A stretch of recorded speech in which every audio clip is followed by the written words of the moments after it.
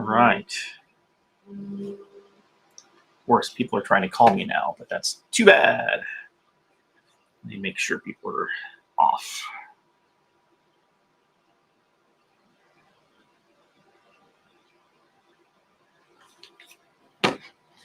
Let's see. So where did we leave things? One, I got to remember to put music on. So I forgot that last time. No Halloween. How about this? Let's see.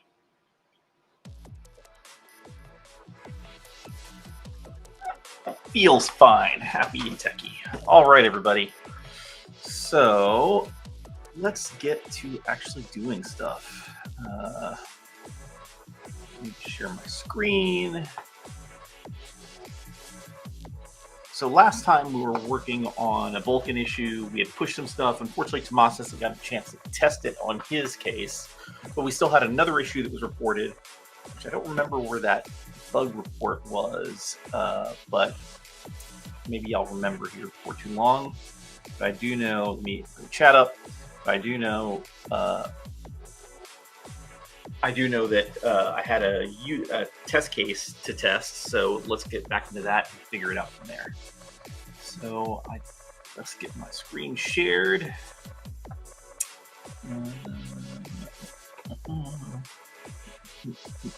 Entire screen. Yes, share that one. All right. So we're back to share screen. So yeah, so we had a test repository here with everybody's trying to micromanage me. I'm aware there's not a ticker on the screen. I was going to fix it. I was just trying to take a sip of juice. So we were left with a repo here that reproduced this issue, which is always great whenever we get one of those, because it makes it a lot easier to figure things out if we know exactly what the problem was. So let's get our ticker on before Simon blows a fuse. We'll put that ticker on. There we go. The ticker's on. Everybody, calm down. It's not the end of the world. It's just a live stream. Back to chat. All right. So let's get back to this. So I don't remember exactly the issue, but we'll get back and figure it out. So we're going to do this texture not bound case. This is what we were working on last time. So let's just run it, because I got my repository back in the right state. So we'll just run it and see.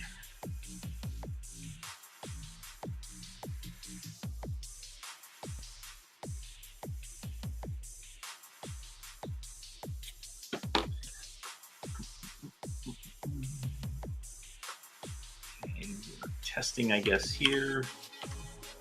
Sample creation, raw, creating pipelines. Right, so we got a black screen, and I'm not sure what the goal is, but let's find out real quick. We're going to go to back here. Is the music too loud, anybody that's listening? Let me know if the background music's too loud. I don't want to overdo it. So it comes down, I assume it's this draw path. Yes. Model to view, set render targets, deferred bindings, black, zones, null, clear, all swing quad.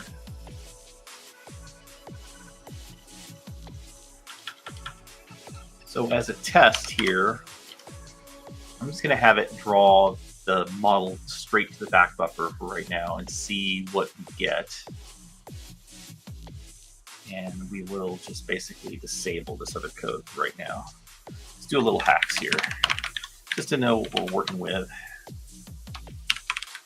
That's the best part of this is, editing continue lets me just hack this stuff and not have to worry about breaking anything. I mean, you can still break things, but it lets me see what. Of course, I immediately broke some. I'll run it again.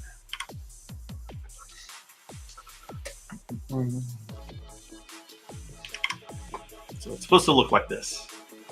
So that's what it's supposed to look like, but we're not getting that, which is the issue. because all it's doing back here, make my text a little bigger. Hey, Crumpet, sorry. Yeah, just render a sphere with a simple light.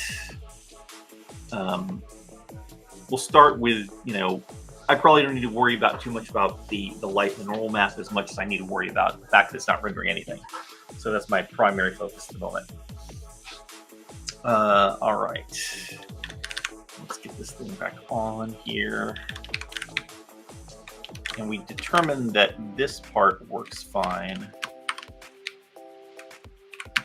I just need to be thorough here and make sure that certain things work correctly. I'm sure I tested this before. Yep. So the question is why does this not work?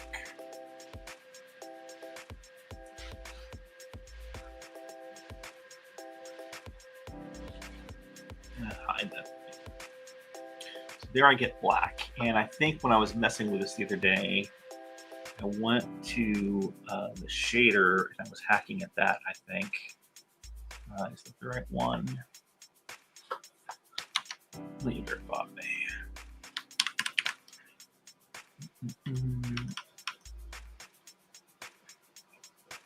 Profit draw.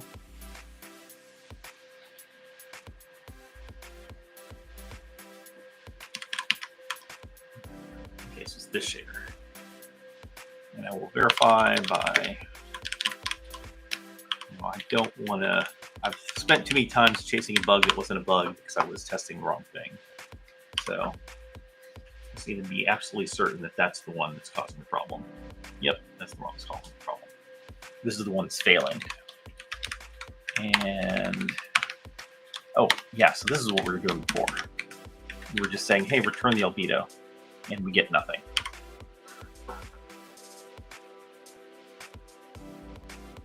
Get that. For shits and giggles, let's test some other things.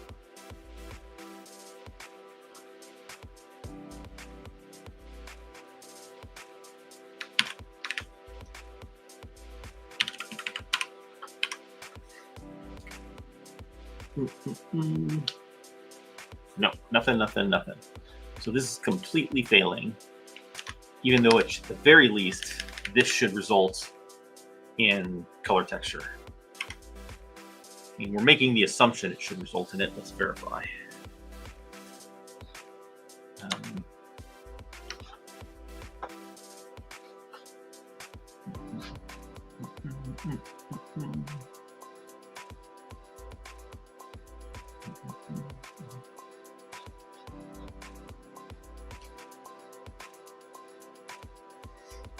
So I want to,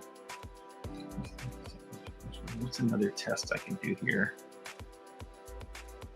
I can do a test with the sprite batch just to verify that it's something to do with that shader in particular. That might not be a bad way to test it, potentially.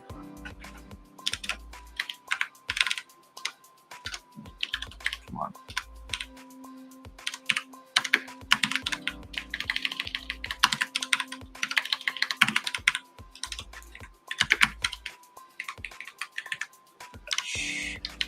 Is that? Sorry. It's early. I'm still trying to get things going here. Fingers are not ready for typing. All right, so we'll just do a quick sprite batch test just to see what happens here.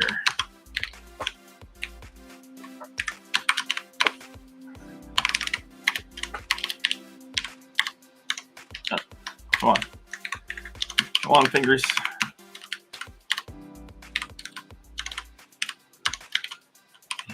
Going to render one draw. We're going to take our texture, wherever the heck that is. It's the bindings. Where's the actual texture? Is albedo. Take albedo.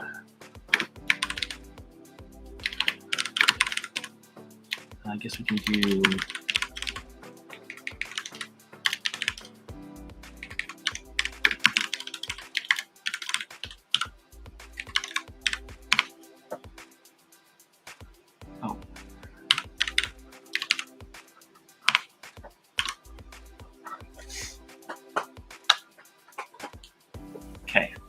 So that works. So the texture is good. See how we're basically eliminating possibilities of what could be wrong, right? Like, we don't know for sure that that texture was good.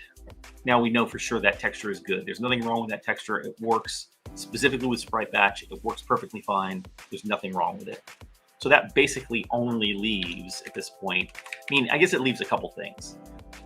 Full screen quad could potentially be bad. That's one possibility. So what I could try to do is try to draw, would be a good way to test that. I mean, in theory, it shouldn't be bad, but I mean, actually, if it was bad, then it wouldn't render anything. Like if I, when I set it to render red, it rendered red. So it tells me that it's not that. Yeah, I don't think there's anything possible that can be wrong there. I'm just trying to eliminate possibilities here before I go dive deeper into nitty-gritty details here. I can try one more thing here, maybe on the shader, just for shits and giggles. I could take the input text chords and do that, and that should give me a gradient. If the gradient looks right, then it suggests that, yeah. So yeah, we're seeing a gradient. It's going from full red to black, basically across. So that's the X. And what I do for Y, I just use Y for Y. So the blue are, I guess we're in green blue because we got the mix there, right? If I would have done this, it would have been clearer, I guess. I just didn't want to have to type a comma. Didn't want to hold shift and type a comma, so I just did YY. So there's the green, so he's going from 0Y to full on Y. So yeah, the UVs are correct, the quad is correct, it's rendering all that correct. It is simply that it cannot do this sample. That sample is what's failing completely. That's the only reason this is failing. So the question is why? All right, we'll get deeper in here. Let's see what the question is.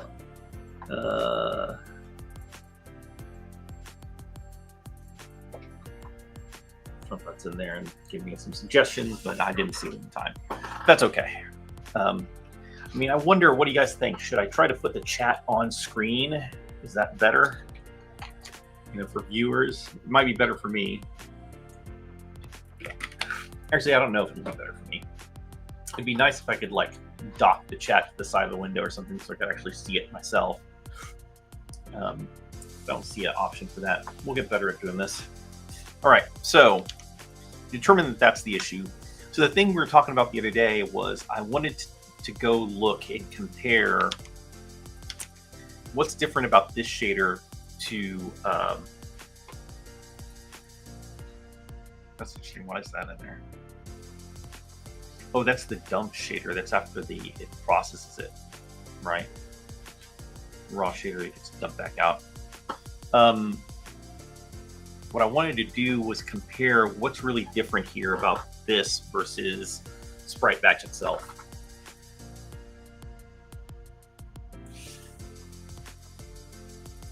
Let's see. All right, let's go do that. I have somewhere in here.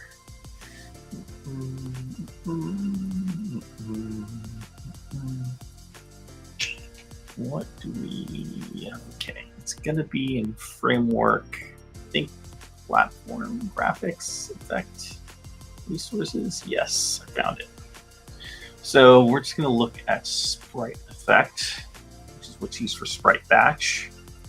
So it goes through this, which is an old thing. Wrong one. No, that's the right one. So for Vulkan, shader 6, I mean, that makes sense. I think that's what's in here, yeah. So declare texture is what I wanted to look at. So it declares a texture using this notation. And sample using that notation, which is the normal way it gets done. I'm just going to cut and paste it into here so it's easier to compare. So one, it's using this, which I wonder if that is causing trouble somehow in the processing. And also it's float 3 versus float 4. That shouldn't matter, but something to investigate. I'll start by swapping up the sampler state. I mean, this shouldn't matter, but let's verify. And that shouldn't matter, but let's verify. So we're just going to do that and see what happens. And this might all be a problem of the shader compiler. Still nothing. Let's look at this.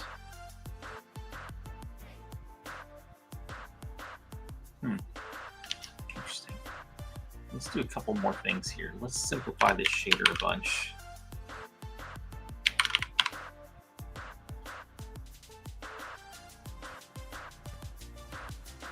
I think that's correct. I'm probably going to end up breaking the shader a lot.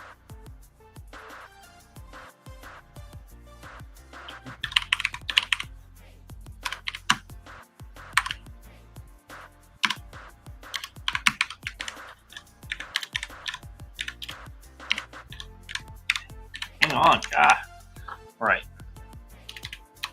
And this shader should still build, I think.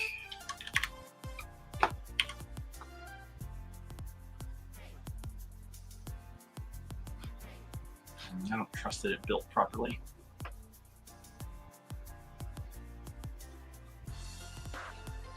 Maybe it did.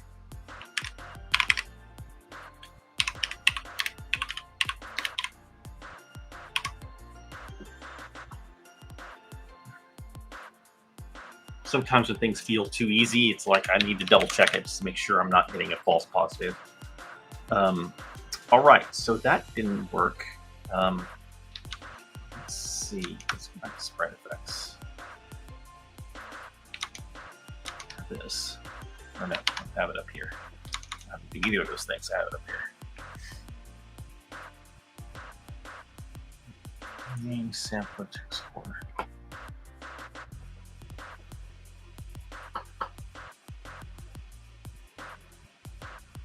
I mean, there really isn't anything weird here. That's what's kind of strange.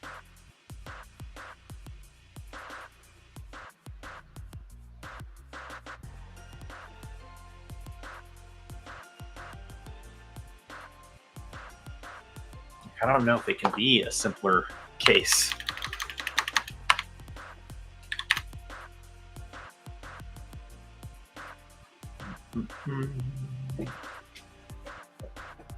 Hello, everybody coming in. Oh, I remembered something.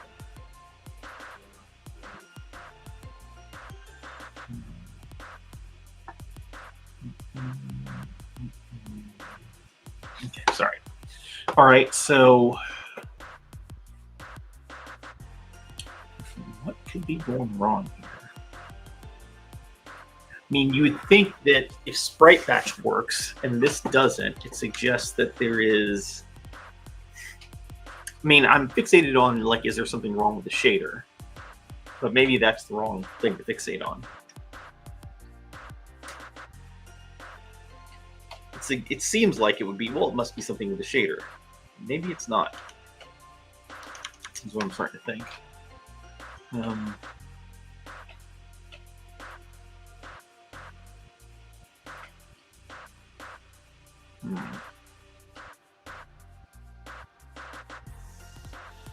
Right direction, screen-based view. There's the only two parameters here.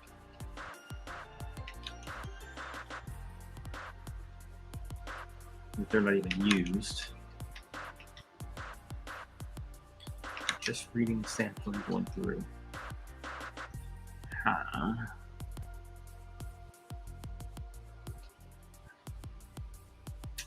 You would think that something that simple would just work.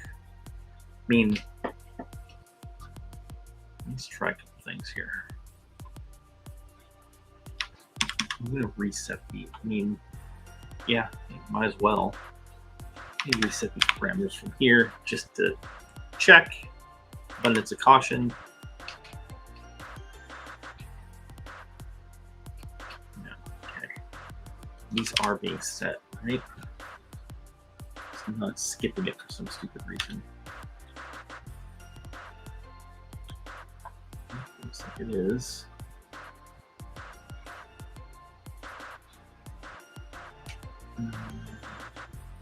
Yep, one parameter, albedo. It's an object 2D texture. State key. It all looks correct.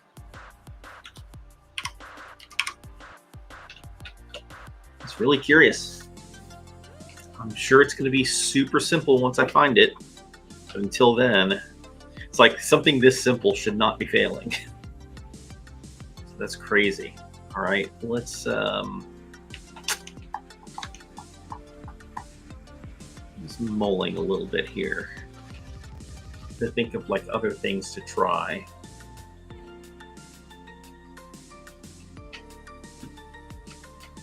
I mean, let's just try it just in case. Out of caution.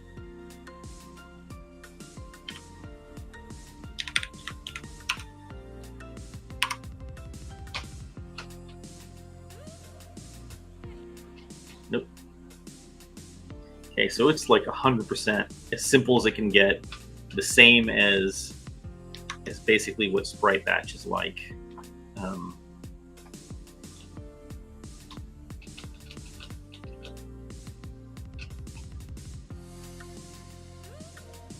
Just looking at arguments and stuff here.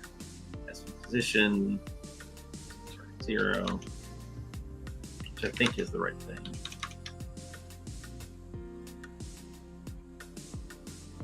Yeah, there's no extra thing there.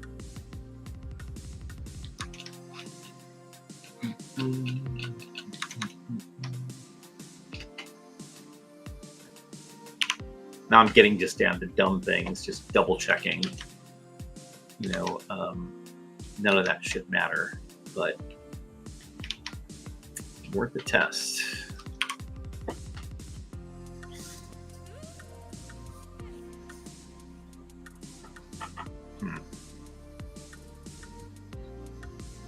So yeah, nothing there.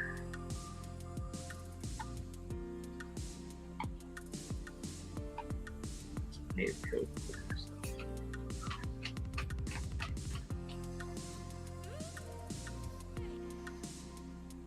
Yeah, I mean, it's as simple as it can get. So there must be something in there must be something here in that this draw doesn't want to work for whatever reason. I mean, I do wonder whether there's some relationship to not having an index buffer potentially that's causing something weird here. Can't say that I've tested this case all that often.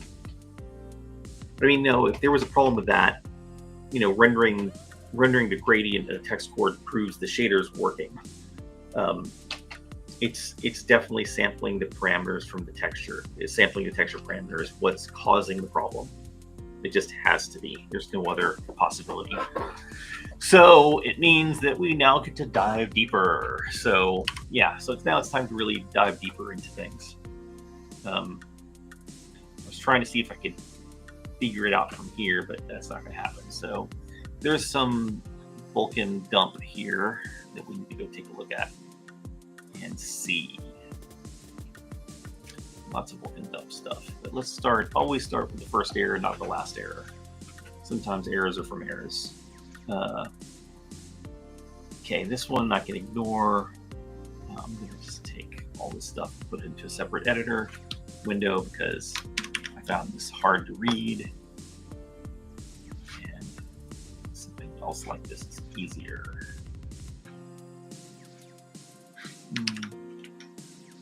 Oof, wall of text. Let me zoom this in. Annoying. So I'm just going to put it into Visual Studio. Away. Questions. All right. So easier to read for everybody and easier for me. So the first validation error, don't need to worry about it. Actually, you know what the better way to do this is? Let's do it like this. Leave that window. Come back.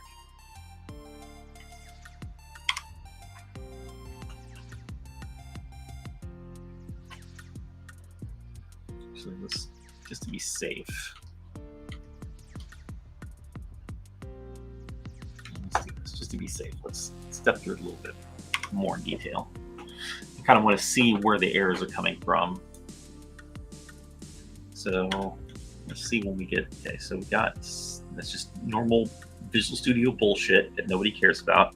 No one in the fucking world has ever cared about any of this shit.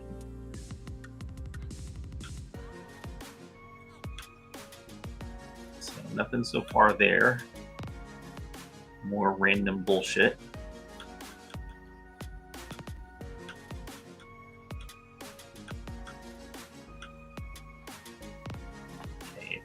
That's where that first anisotropy thing is not enabled, so that's good to know.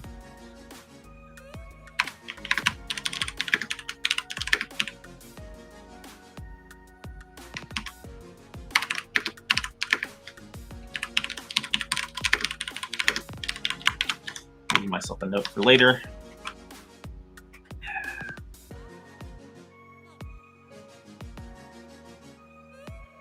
I wonder why it doesn't like that.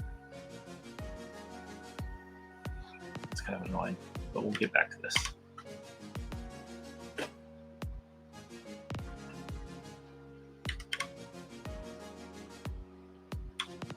All right, clear that.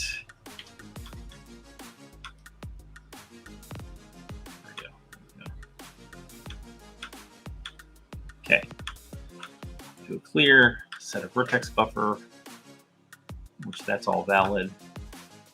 More garbage. Yeah, so here's where all the juice is going to come out. There we go. That's all the validation problems. These are the actual problems that are just related to this and nothing more for one draw call, so I don't have any repeats. Now I can kind of look at it in more detail. All right, so let's read this first one. Pipeline create info. So it's in the pipeline creation stage. It doesn't like something. Stage fragment that uses descriptor set 1. Okay, I remember we were looking into this a little bit the other day, but now that we're actually looking at it in detail, we know that this has got to be where the problem is. Deciphering this sometimes is hard. Fragment bit uses descriptor set 1, binding 32, variable albedo. But not declared in the pipeline layout.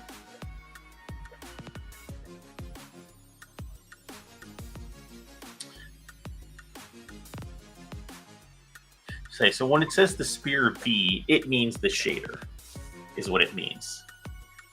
The shader uses descriptor set 1, binding 32, variable albedo. But the layout is not declared in the layout. And what I think they mean is what we are providing to it on the CPU side does not match what's on the shader side. So let's go look at this just for fun. It's going to do something reasonable. Or not reasonable by not doing anything. Doing that wrong. Let's see where it took me.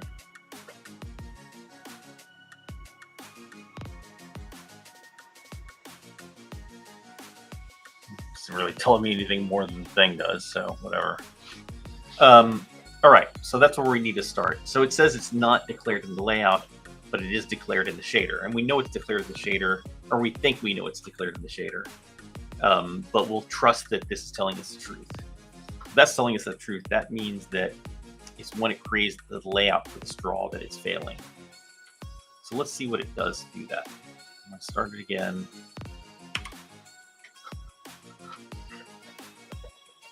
And let it get to there. I'm going to step into this. And let's go to the native code.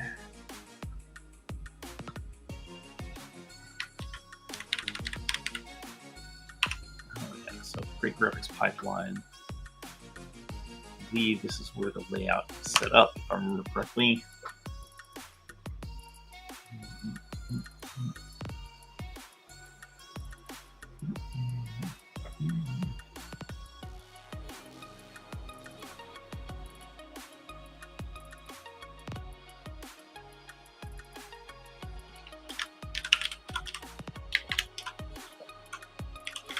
I don't think they mean this. Or maybe they do mean this. It might actually mean this part of it, not what I'm thinking. We'll see. We'll see when we get there. So I'm going to hit F5 to let it get here. And we're going to step through the low-level code. See if we actually get the error when it gets down here to the create pipeline stage. Okay, so it's using I think this might be where it's, is that where it's coming from? Maybe. We'll see. Sometimes, even though you see the word layout, it doesn't really mean that. Now, I don't work with Vulkan all the time. I'm definitely not the greatest at it, so I'm just kind of remembering things as I go here. I spent some time working on it. We were working on a Google Stadia version of MonoGame before that project completely exploded. Right. So, question is, what happens here? Okay, so this is where that comes from. So it's expecting something that wasn't here. My guess is it has to do with this layout up here.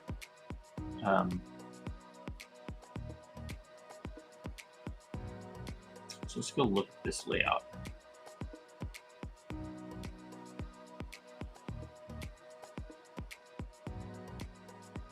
So that's our program. It's not this layout, right? Right? It's a layout inside of a layout. Okay, yeah. It's inside program, so it's a program type, and it's this layout. So let's see where that is coming from. So there's where that layout is made. It's when it gets the program. So let's look at that closer. Let's start this again. We might have to dodge like some stock effects first.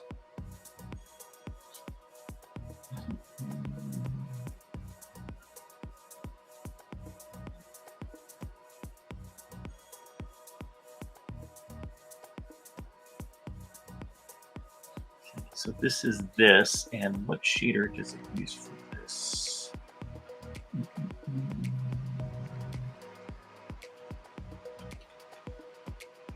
Buffer effect, which is just a separate effect altogether, right? So this is the wrong one, and that's fine. You know, one thing I probably do need to do to make that I'm finding in debugging the native side is we really do need to do a pass where we pass a lot of top level information down to the native side to make debugging easier. Like, we can't tell at this point what shader this is. It's a shader, great. ID 32 doesn't tell me what shader this is. And as annoying as it is, and it's not really good for performance potentially, it's not a performance improvement or anything like that. We really probably start to need to make sure that any native object that's created gets an identifier that can be used to associate where it came from on the C# side. Like knowing that the shader was a particular shader, you know, like if it had a name that was the name of the shader loaded from the content manager or loaded, you know, as a resource, and the name of the function in that shader, like the vertex, the pixel shader function, the vertex shader function, that would make things a lot better. All right, so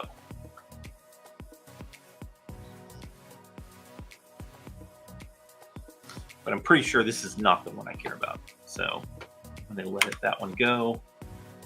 Let it create a pipeline. Let it do that. The descriptors. Okay, so now it's back to, and I haven't seen my effect yet. That's interesting. Why is that?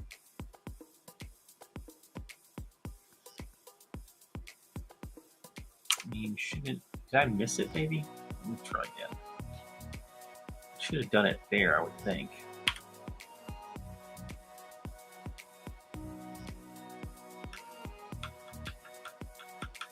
Oh no, it doesn't do it till it draws. This is like, yeah, this is lazy. When it updates the pipeline, that's when it does this. So it's not going to do it until it goes to update the pipeline. It's going to do it here, right? Because it needs to piece together the vertex.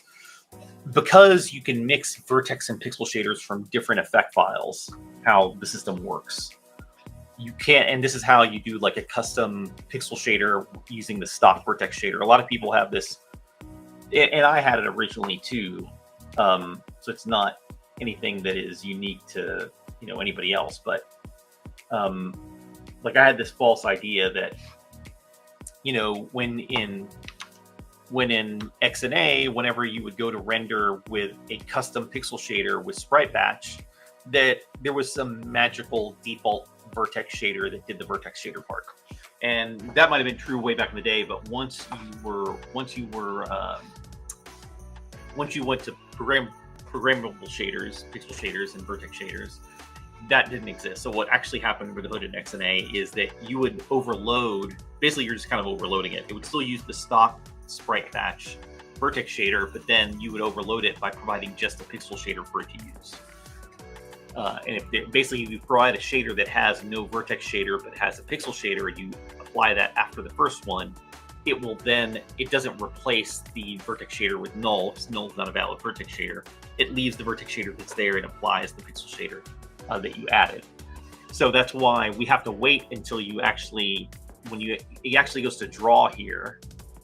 So that's, you know, so actually when you're coming here and you go to draw, it's the last point it has a chance to do anything. And that's where we have to wait, because we don't know if you're going to change the pixel shader 3 or 4 times.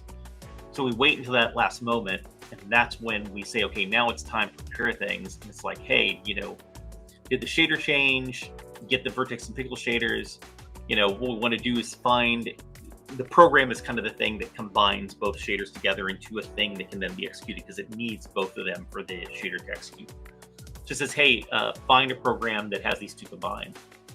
And internally, it hashes the IDs together, which makes it very clean to compare them. And it probably doesn't even, I guess they're 64-bit IDs. They probably don't even need to be 64-bit IDs. We could have just made them 32-bit. You're not going to have 32 bits worth of shader IDs. And hashes it, then, you know, actually it doesn't hash it. Oh, no, it is doing it like that way. Yes, so it's two 32-bit IDs, makes a 64-bit ID, and it's not hashed. Then it looks up the shader program, it finds, hey, it doesn't exist, so now it has to build one. So now we need to build one, and here's where the bug is occurring somehow. So the vertex shader doesn't have a set layout. What is that?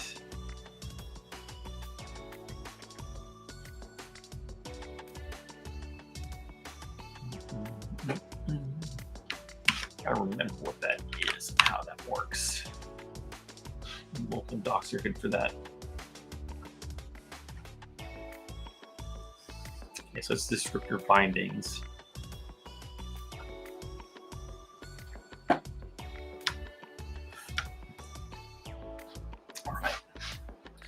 So there are none on the vertex shader, because the vertex shader is just pass through, right? So the vertex shader is just this, it's just passing things through. It doesn't reference any, you know, any buffer parameters or any textures or anything. There's no descriptor. There's no set layout there. There is one for this. That's already exists, which means, how did that get made? I might have to go back and see how this was made at some point. Go back to the code here.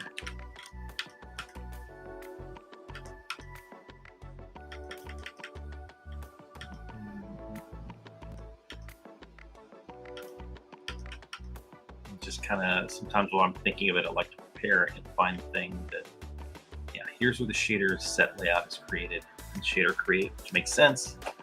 We might end up having to come here and figure out, because this might be where the problem actually lies, which might be true. So we add it to this layouts, the 2 layouts for the thing. So it just says, hey, set up these 2 layouts.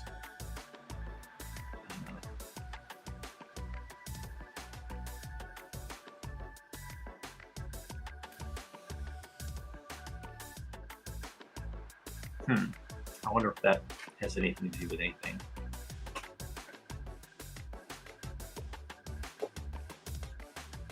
Like, how does it know that? Huh, that's interesting. I wonder if that is something to do with it. I'll test that in a minute. I'm wondering, like, how does it know, or does it need to know that the layout that I'm passing to it is for the pixel shader or the vertex shader? Should I be passing one for each? Maybe that's the problem. That it, I mean, that could be the problem. That, because that's like what my brain is doing right now, and I like to explain this so people understand how I debug things. Like my thought is, I'm always looking for, well, what's different about this, right? What's different about this situation? Why is it failing? Why is it different than other situations? Well, something that's very different here that you don't typically see is a vertex shader that does not do any transforms. It does not use any constant parameter, any data from the constant buffer. It doesn't have any inputs of any kind. All it does is take the vertex input and passes it back out. That's the unique thing about this vertex shader. And I wonder if that potentially means that this layout creation is different than normal. And I wonder if the problem is that it's expecting to be passed 2 layouts and we passed it 1. Because if we go back to the error, I could have already figured this out, or tested the thing, but I'm trying to be very vocal about what I'm thinking so that people understand what I'm thinking and why. Because I think that helps people understand, the process of debugging.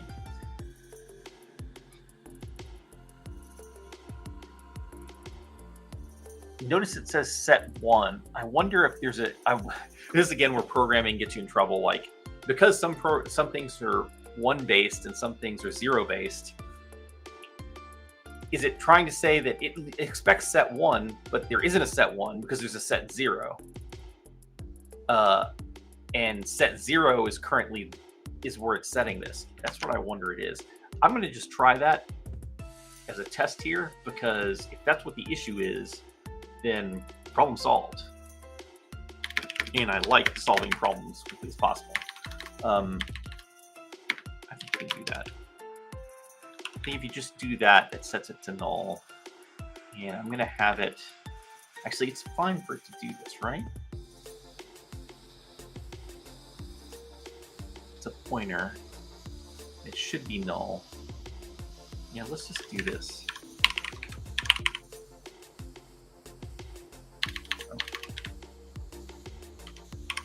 I guess we'll know if this fails on the other shader, huh?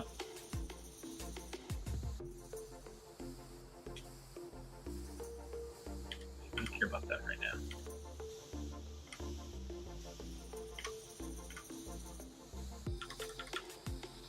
So this is the first one. So it's going to assign a null layout, or in this case, both of them are not null, right? So that one's fine.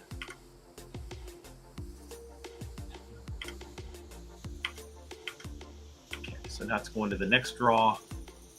So here's where it's going to be interesting. So here, instead of just setting it on the second one, it's going to set the first one to null, the second one to the layout.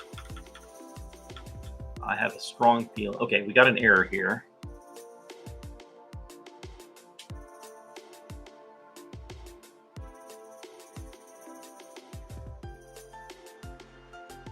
It must be a valid thing. Let's still see what it does. I mean, I wonder if there's like a default layout that you give it in these cases, or a layout that's empty. This is all a hypothesis, so I might be completely wrong. Who knows? Did it actually make a program though? It did create a layout, so it did create one, so that's good. Our other error was down here. Let's see if it still gives us errors down here. It doesn't. I bet it's going to run.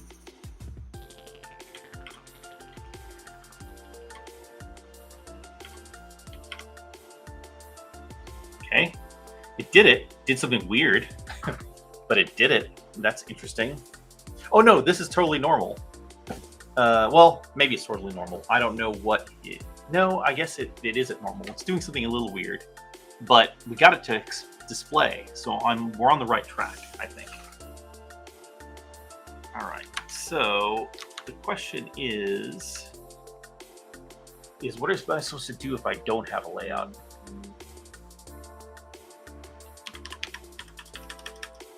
Let's go look at where that set layout was set up.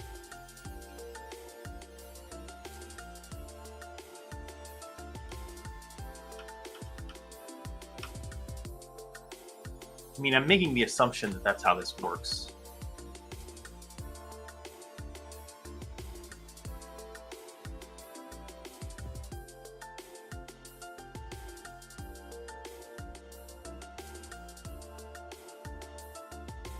I'm going to have it do this.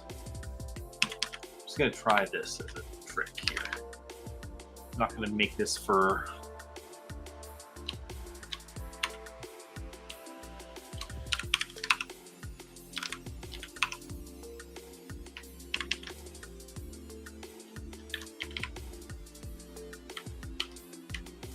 See what happens if we do this. A null layout. Does it even let me create one? It does. So null layout is valid.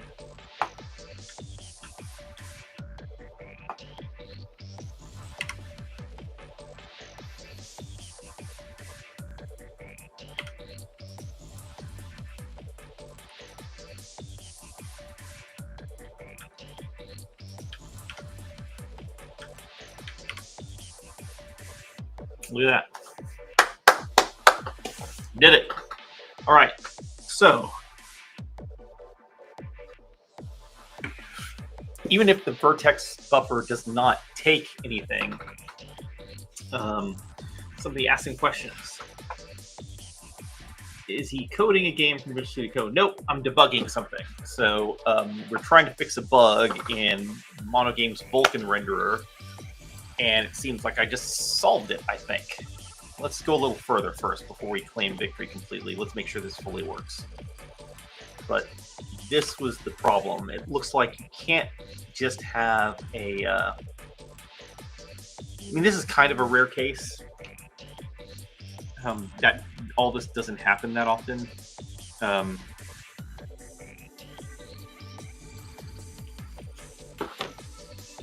Basically... it does not like having an empty layout, or the layout wasn't offset properly. It could be, you know, I wonder if you can specify it a different way here.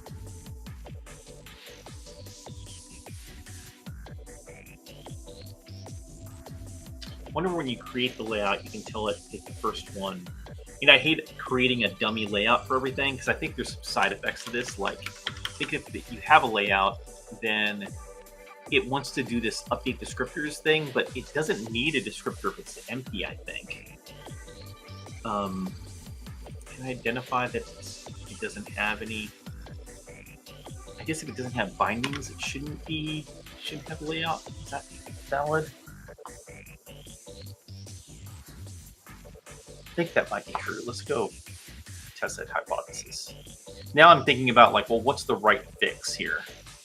You know, what's the right thing we need to do here? Yeah, I guess it's binding this. Yeah, I was doing this. I've been using this technique a lot lately, which does get me in trouble when it's like, wait, is this local or is this something that's property of something else? But it makes me not have to repeat. I hate having to type this over and over and over again in places. So instead, I do that to make it easier. But it... and I guess that's why sometimes I use underscores for my whenever I word variables. But Okay, so yeah, if bindings is empty, there's no bindings to update, even if there's a layout. So I think in that case, I can avoid doing that. I just hate the idea of, let's test it, just see real quick what it's doing in here.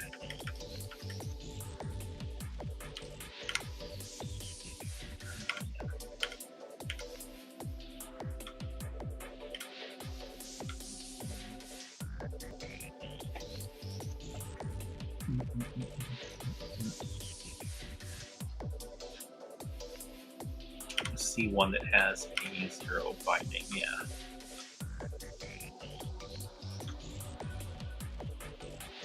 Just want to see what the side effect is of it. You might actually have to do this potentially, maybe. Oh, it doesn't do anything, it just skips it. So it takes its path, but it doesn't actually do anything in that case. But it does update the set properly.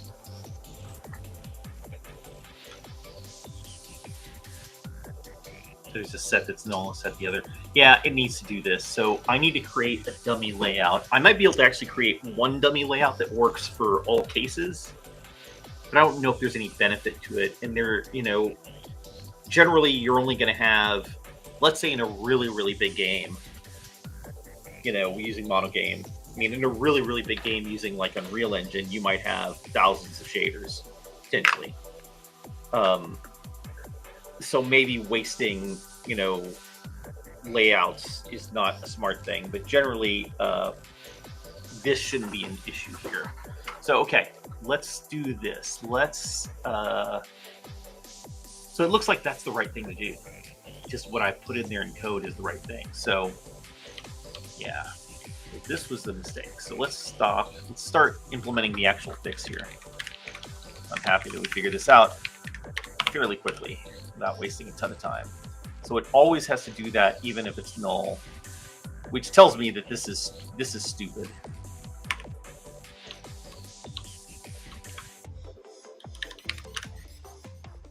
Like, that's always the truth, period.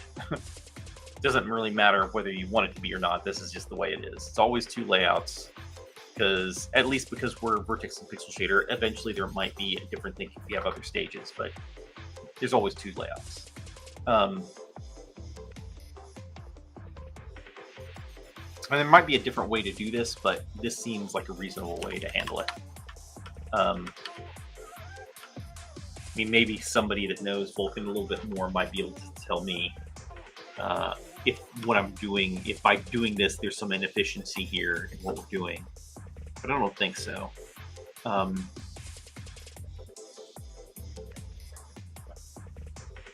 means there's always a set, which is probably fine. You know, we could clean this up to not do this, but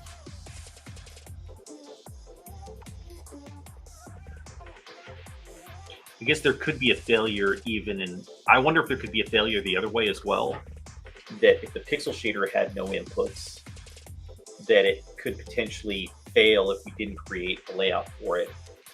No, because the problem here wasn't that we didn't create a layout. The problem was that the layout didn't have the right offset. I mean, that's the real problem here. It's not that when we created the layout, it's not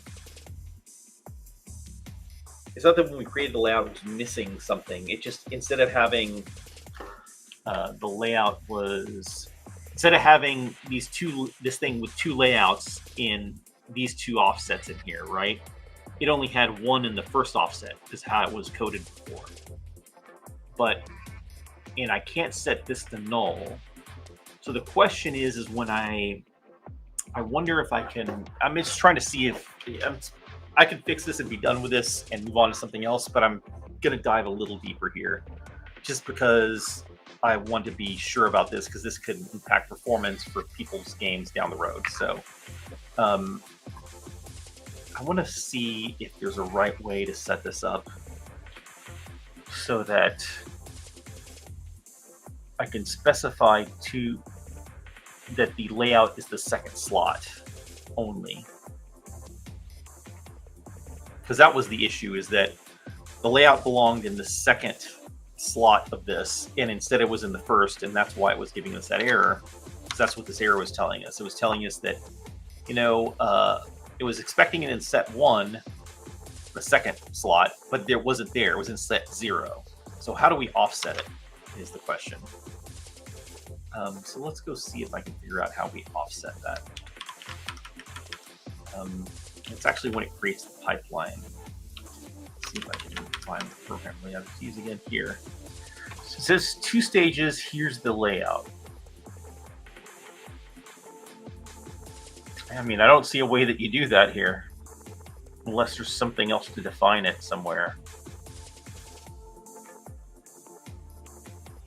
I guess I'm not too surprised that this would be how it works for Vulkan.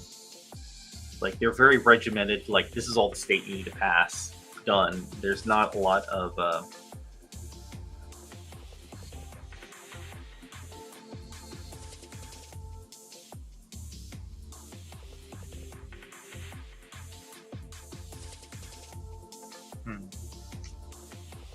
just thinking about how this works, and is there a way to define that?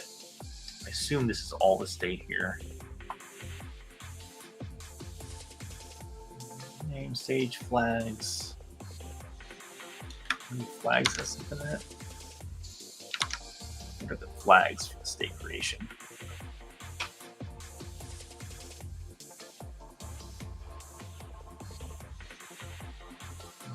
I don't know what half this means, but I don't see something that suggests that it means, hey, this stage is null, or this descriptor set is null for this. So yeah, this looks like the right way to do this.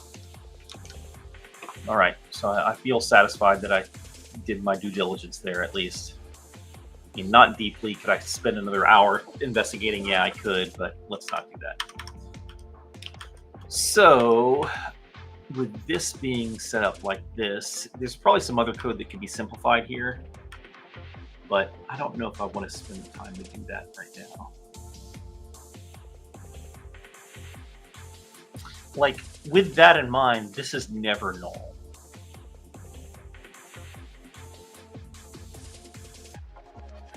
You know, I could maybe make it clear by doing this.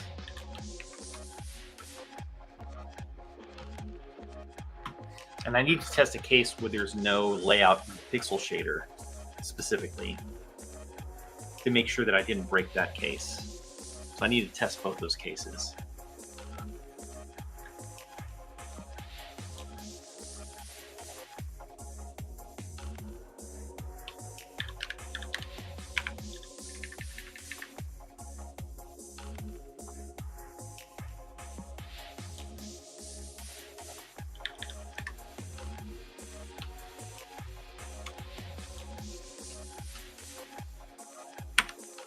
Yeah, I like the idea of not messing with this here. Or of the offset count is... Oh wait, the offset count is... I mean, this does have to stay that way, I think. Because it doesn't always do this.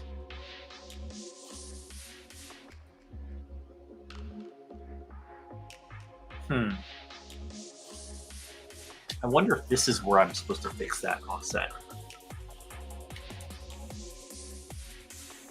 Somebody asked a question about something. Let's see. Let's jump into the question real quick.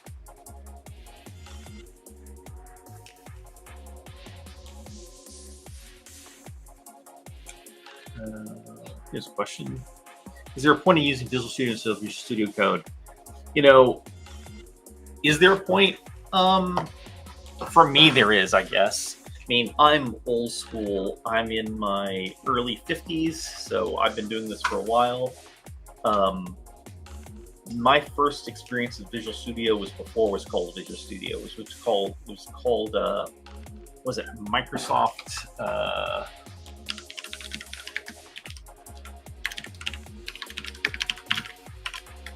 It was called Microsoft Visual C++, if I remember correctly. Let's do a little history corner here. The original versions. I think it was C 2.0 was the first one that I did.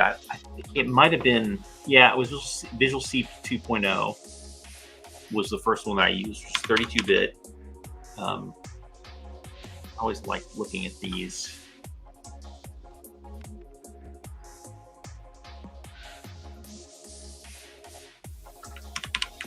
When did it ship?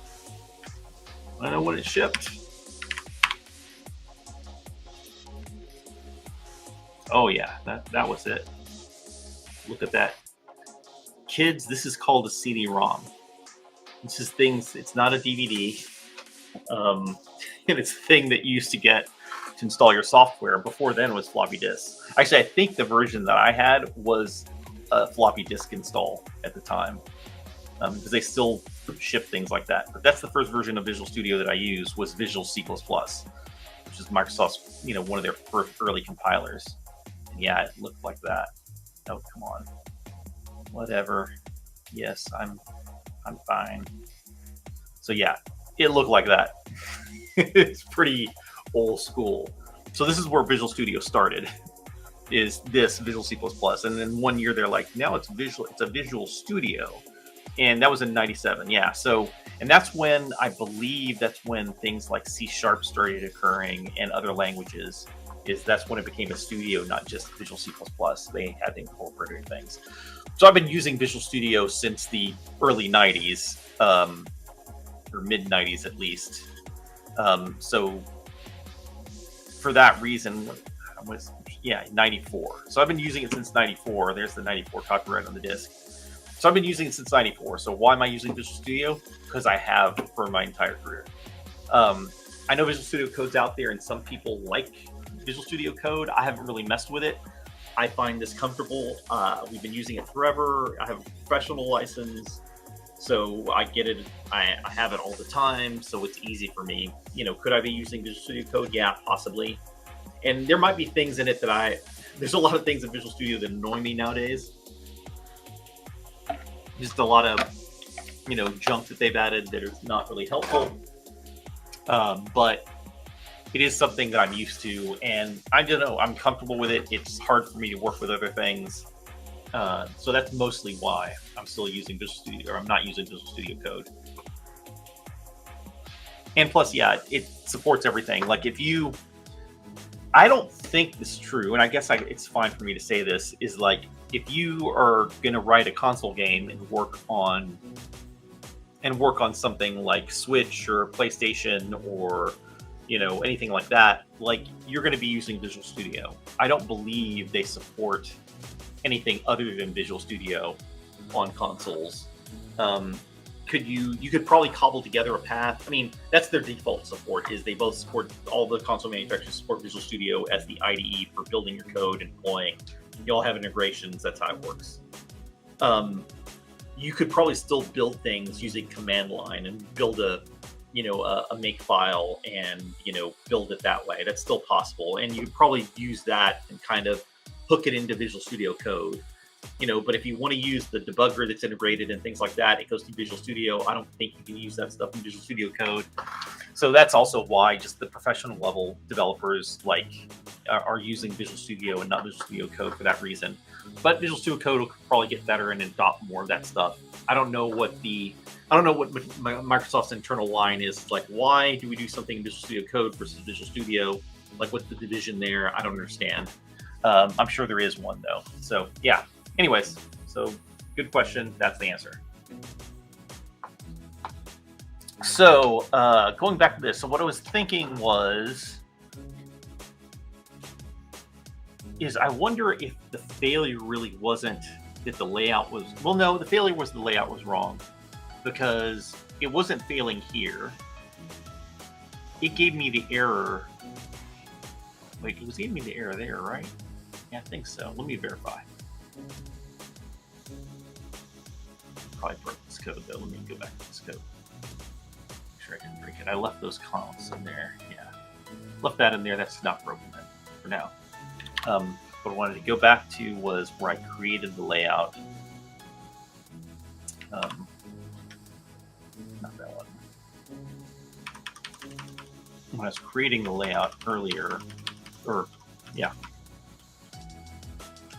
this when we were doing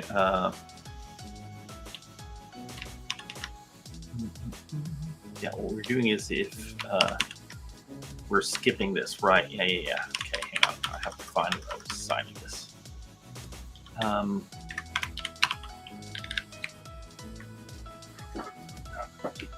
I'm going backwards here a little bit because I wanted to make sure something. Sometimes you just have to do that.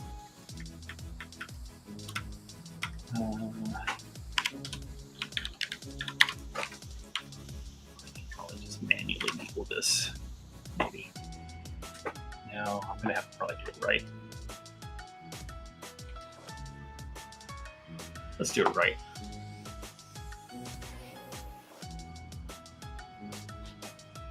I'll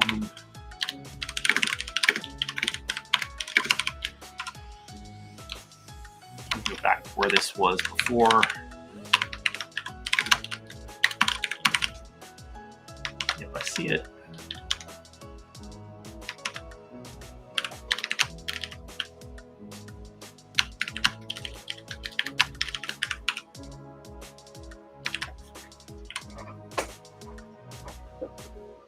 This is going to go back to failing. If I did that right. It's getting hot here. I don't know why it's hot here. I'm having a hot flash, I think. What do you not like here? Oh, did I break this? Oh, right. I know why. It would probably be easier for me to just do this. Get unmodified.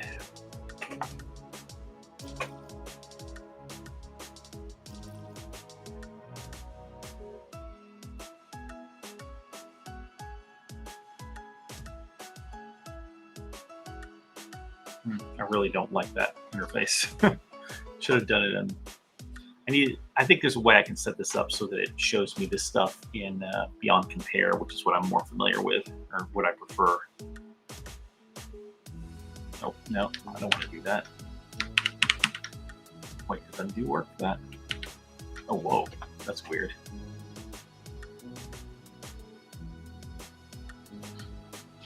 Weird.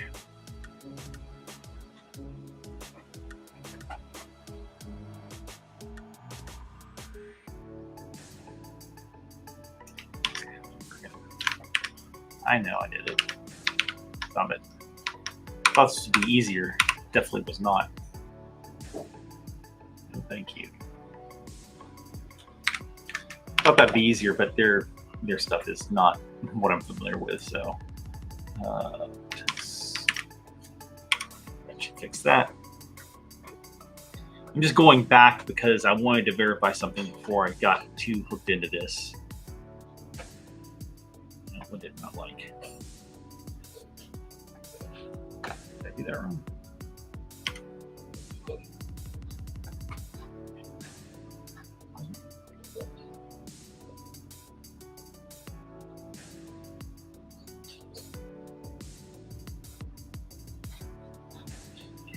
It's complaining that taskbar.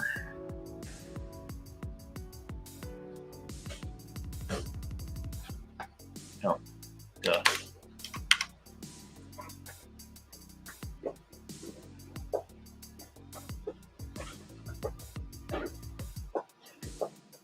And you guys, if you haven't, okay, so yeah, it's failing again. That's what I wanted to see.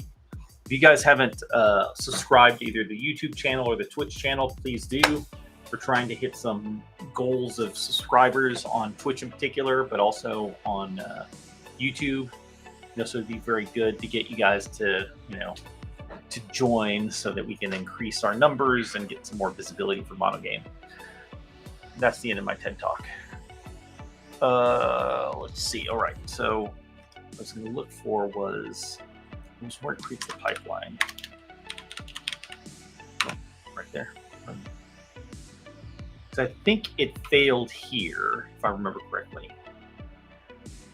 I just wanted to verify that that's where the error was coming from.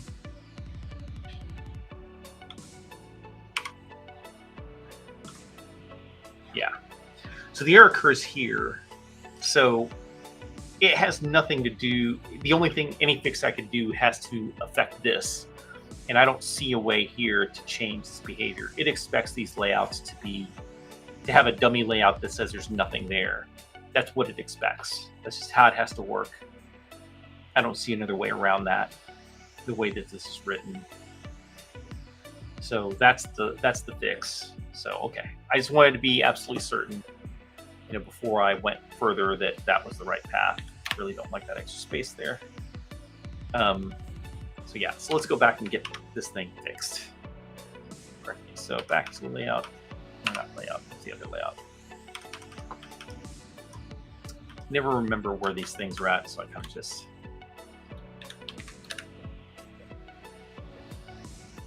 If the shader has no bindings, then I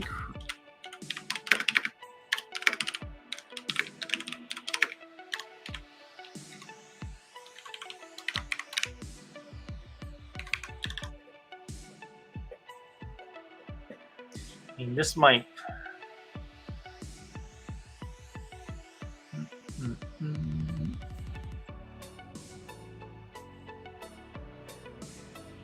We definitely don't want to do that, so we probably do want to just do this. Probably seems like the right thing to do.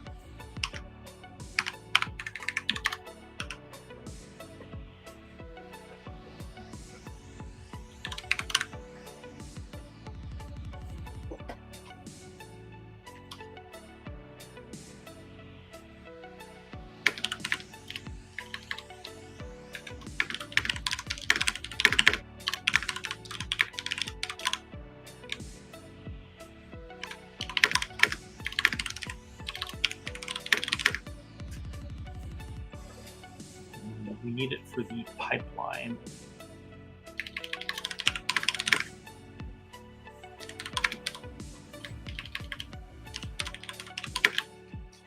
What's the right way to word this? I guess the right way to word it is that we want to ensure that the descriptor sets empty layout, ensure that the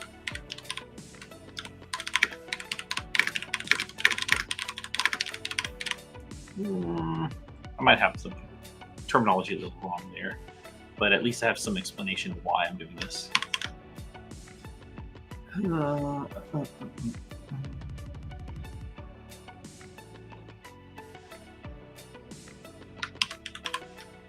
So that's what needs to happen there. And we'll create.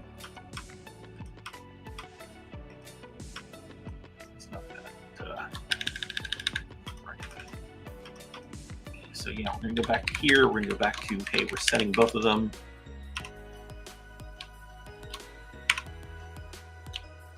Count.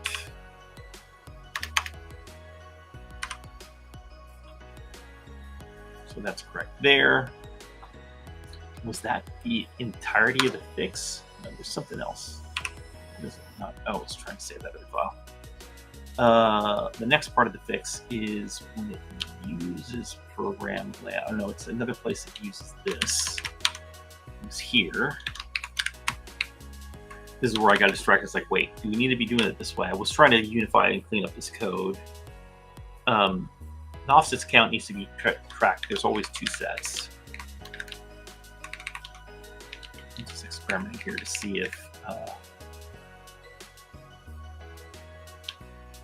it's always set 0, always set 1. It's always two sets.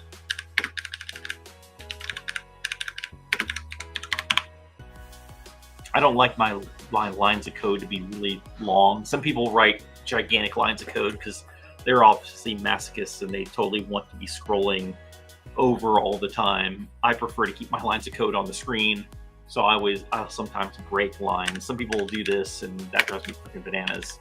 It's like I want to be able to see all my code at the same time, so even at the smaller size, it becomes hard. So I always break my lines, but I try to keep them wide enough. I only stack them vertically and do very tight things when I have like a function that has tons of arguments and a lot of complicated arguments. I'll break them up, one argument per line, but generally I do this kind of break.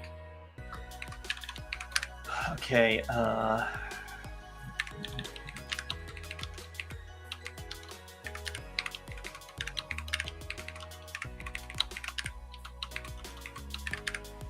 kind of cleaning up this code a little bit on here.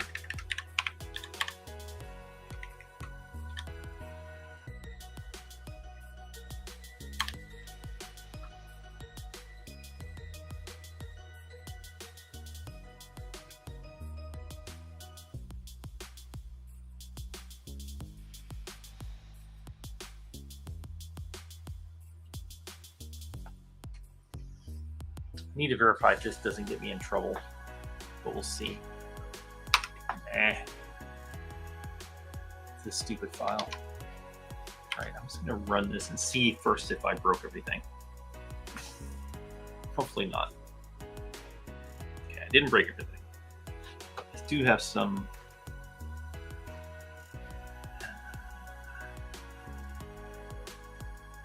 Oh, well, that's interesting.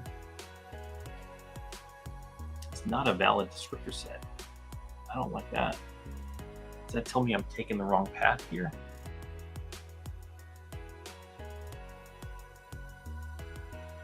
Why is it not a valid descriptor set? Because it's empty?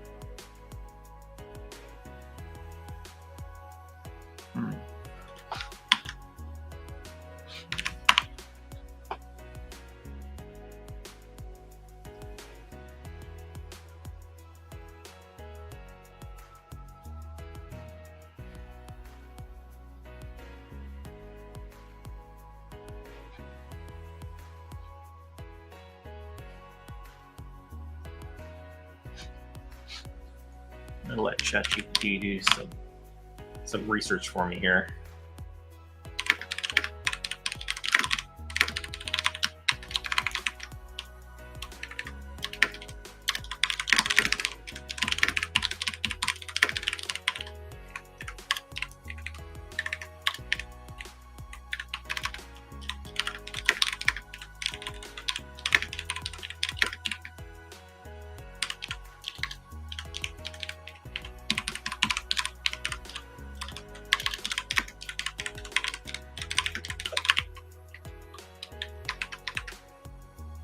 Oh wait, it's talking about the descriptor set itself is not valid. It has nothing to do with, I guess it's coming from, where's that? I guess the question is, where is that coming from? Is it still happening? No, it just happened probably when it created the descriptor sets.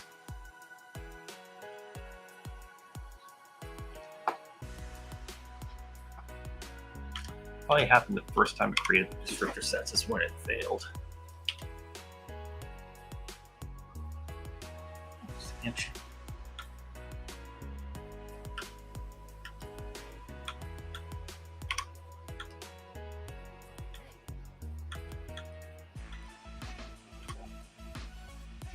Okay, it occurred somewhere there.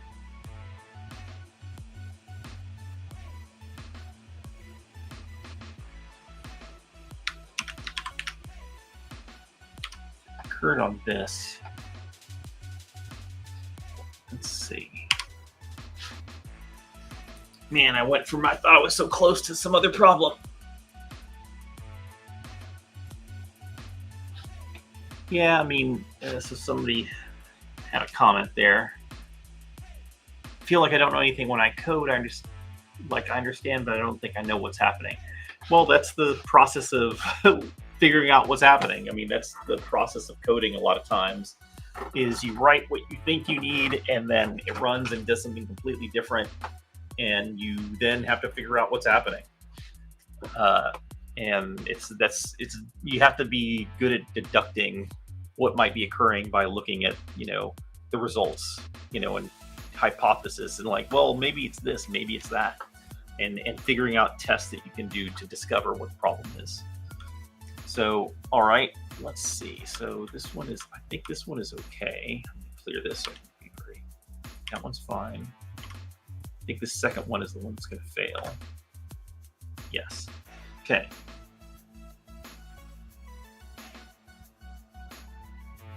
If the graphics pipeline library feature is not enabled, each element of the descriptor set must be valid descriptor set.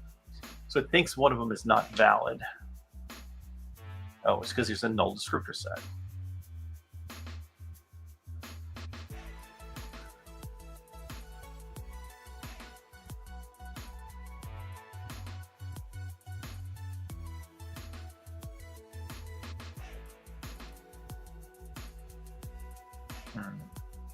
What's the right way to do this? Oh, is it when I...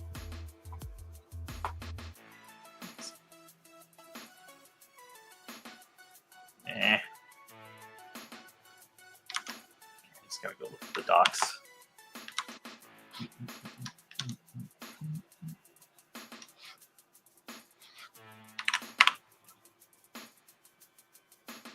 Come on, hit her.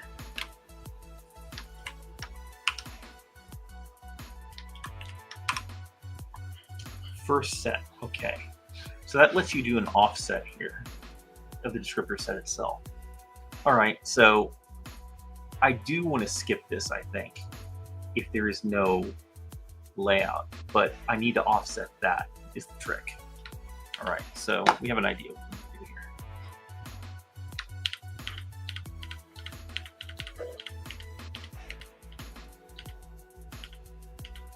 I'm gonna undo most of these changes. Well, so, but we're not testing this in this case, we're testing bindings.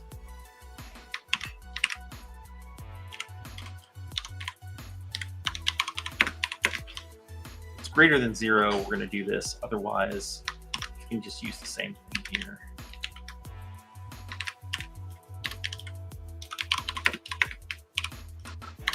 Set of layouts. So we have a layout. So we always have a layout, and the layout is fine. It's the null descriptor set it doesn't like, but it looks like we can use this offset to decide which one it is. So if it has the first one, there is no offset. I'm trying to think of the right mathematical way to do this instead of just hacking some shit together.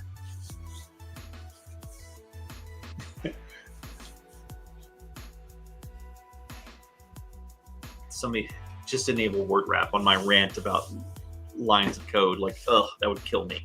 I don't think I could survive. I'm currently experimenting with working with the sidebar like this over here, and I'm about to stop doing that. I don't like it. You know, I've been, again, working in Visual Studio for so freaking long at this point, and I have a very particular way that I work, and it's hard for me to make changes. I'm trying, like, changing the sidebar was a struggle, and it's better in some ways, but worse in others. You know, I'm sure I could probably design this to be better than this, or have a couple suggestions from the Visual Studio team to do this better, but it is what it is.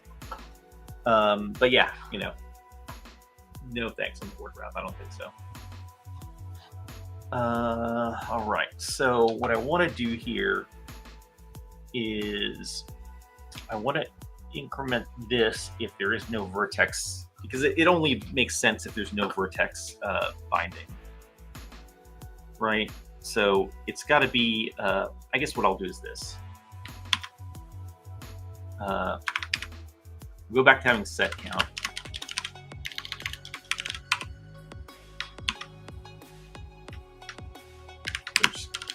Go back to doing this.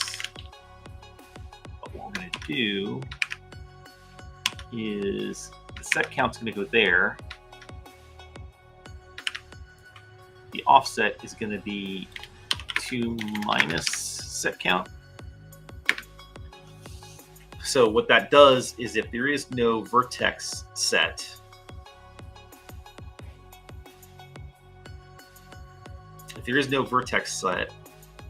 then it's going to skip. I wonder if there's another bug here. Can you have uniforms but no bindings? No, I think you have to have bindings to have uniforms. Yeah, okay.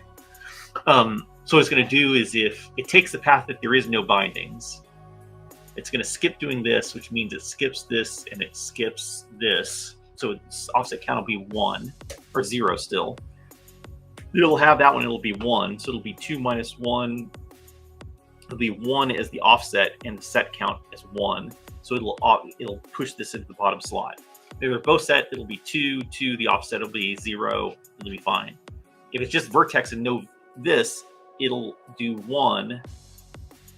Actually, that'll be a failure, right? That'll be wrong then. Yeah, that case will be wrong. So it can't do that. That's not valid. Yeah, I thought I had it. That's not it.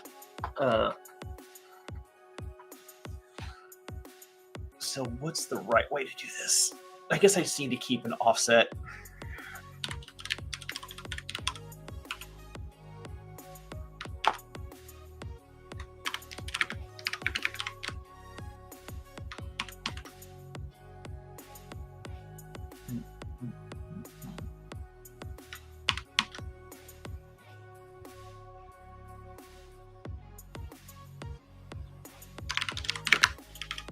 Ugh, I hate this. I hate this code. Actually, I hate having this inverted. Like, this bothers me. I can't take it. I always want to have the single statement here. So that'll do it. It'll offset the thing only if there's no vertex bindings, then it'll offset.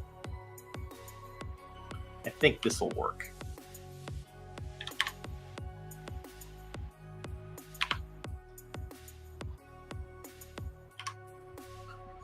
Let's see.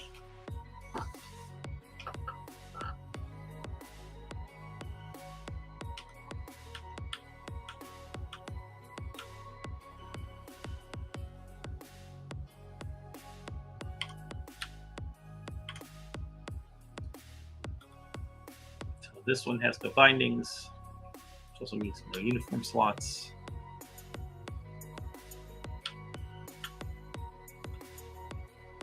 Hey, no error. Yay, no errors. All right, so that's working. I'm still, the things I obsess over, like I keep obsessing over whether I should have that space there or not.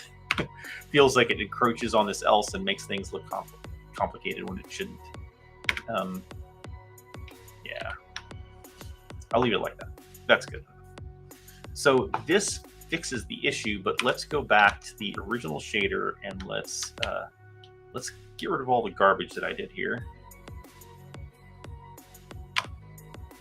And let's test that this still works.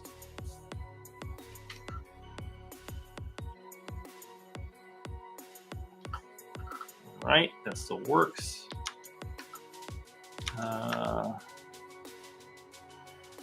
Let's do this. Let's see if we get what the result's supposed to be. Oh, look at that. It's nice. I don't know if Crumpot's still here. Crumpet's still here, but if he is, I assume that's what it's supposed to look like. Seems like it. See some tessellation and stuff in the surface. I guess that's right. I don't have this issue in front of me. I need to find it. The Crumpet, if you get a chance, post the link to your issue back on here, because I lost it somehow and I can never find it on our GitHub for whatever reason. Okay, so this fixes this issue, I think. I want to do a couple other tests though.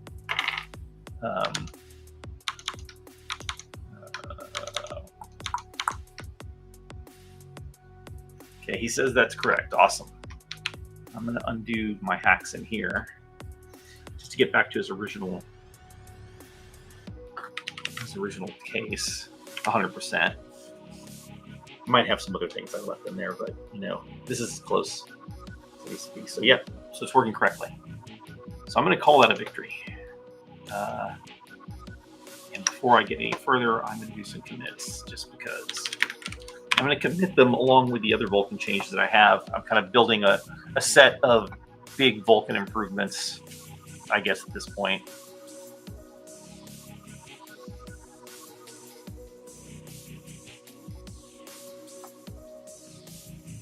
That all looks right. That line is empty. Yep. I got rid of that space. Remember, this is something I need to go look into.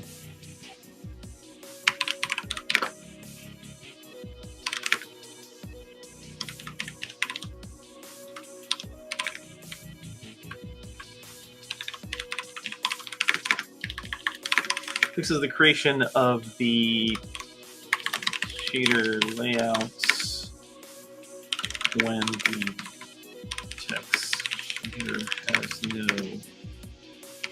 bindings.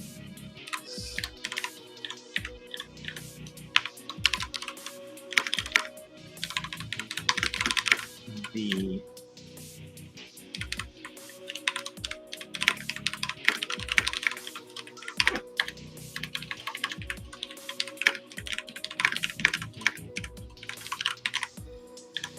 those are the two fixes essentially. Actually,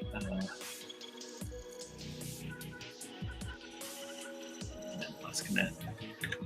Need to find his issue. These. So, question: are these commits going in a branch of empty repo or your own private fork?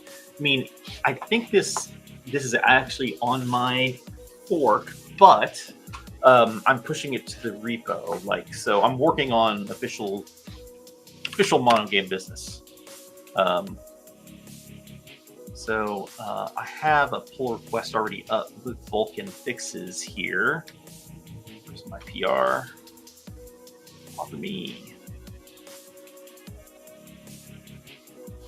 I'm just going to push it into this same PR, you know, because why not? I'm going to edit this and call it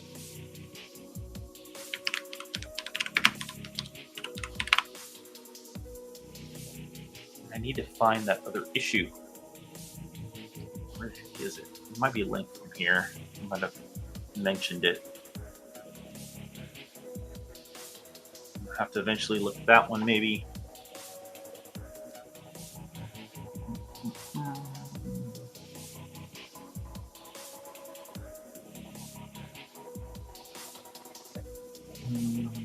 Damn it.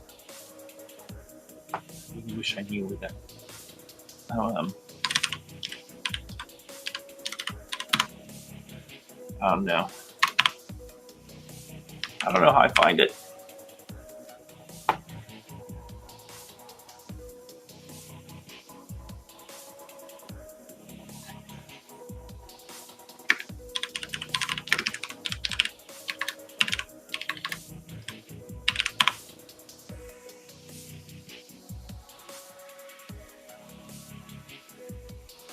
I don't know why I'm so much trouble finding Crumpet's issue.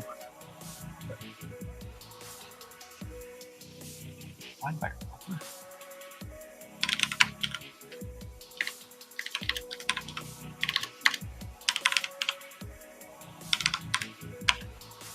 Guess you don't have an issue?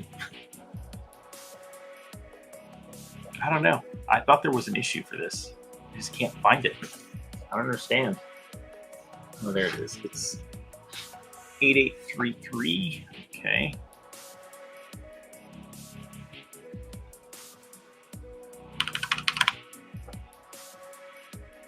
Why couldn't I find it? It's weird. It has desktop VK in it. I looked for it, I guess, just because it's old, I guess. Anyways.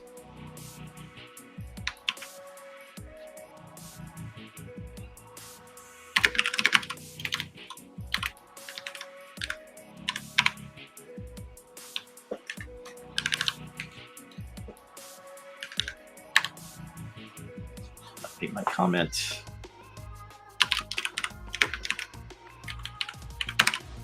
Sometimes I like to put into here that stuff. And I can push this guy. Push. Nope.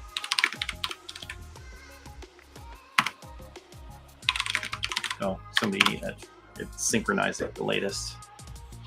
Right, so that has a push here. So this guy should kick off and build now. Out of date with the base branch.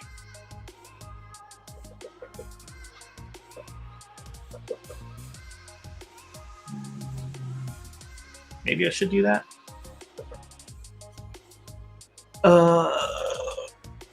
Let's see. Somebody asked me, am I making a game? I'm not making a game at the moment. One thing I am working on mean, I'm making lots of different things at the moment, but one thing I am working on is this guy, the Ascent demo, which is, you know, available for people in, you know, people that subscribe or that participate by donating to Patreon. You know, if you go to our donate page, you know, we're trying to bring up our donation amounts by a lot. If you donate to pay either on Patreon or GitHub, you automatically get added in. You know, and our GitHub is actually, or our GitHub's donations are actually starting to take off. You know, we're starting to get a lot more users there because people feel better about that than Patreon. I think the cut GitHub takes a lot smaller and everything as well, so it gets us a little bit more in our pockets when people use that. But when you join here, you automatically get added into these repos where we have this demo project that we're working on. So in a way, yes, we're working on a game as well, but more of a showcase of MonoGame and what can be done with MonoGame, and if you apply all the neat stuff that you can find in the community. So working on that. This thing is not, I need to update branch, I guess. I'd rather do it here than go through this rigmarole. Okay, I guess I need to pull over here again. All right. A review is required. I might just break that. Just going to queue our fit tests here.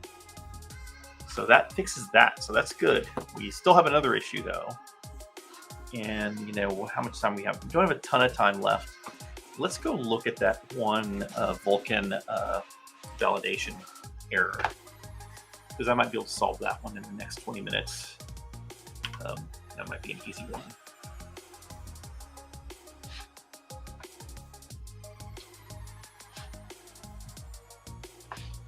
All right, so here's our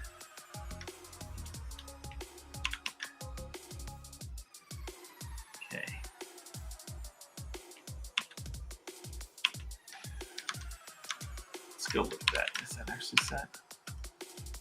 Interesting.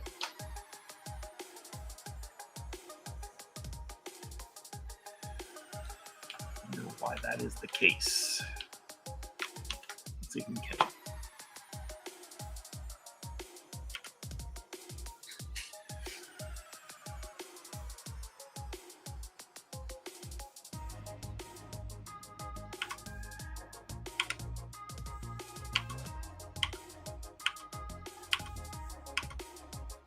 So that first one that was enabled is the one that's the culprit.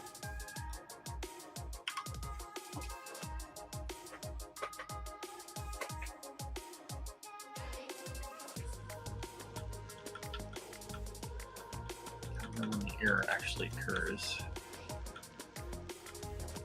there it occurs right there. Create sampler. Yeah, it's actually in there. So create sampler is saying like, hey, we set it true, but sampler entropy feature was not enabled. So how do you do that?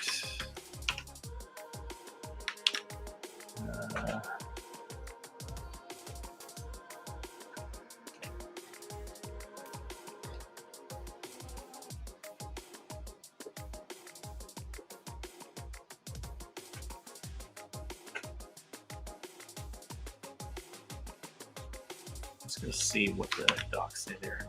There must be, I wonder if this is like a system level thing.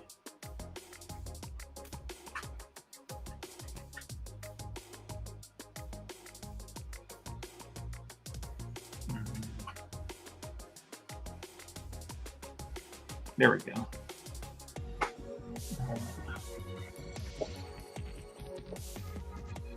There it is.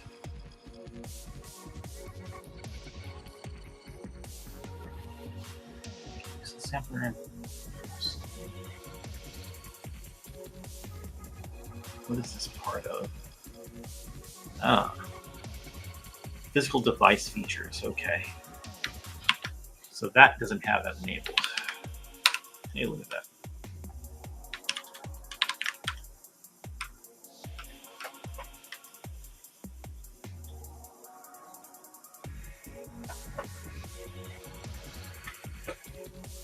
Okay. So if device, I'm going to go with the, I'm just going to go for the, what looks like the pattern. Hey, look.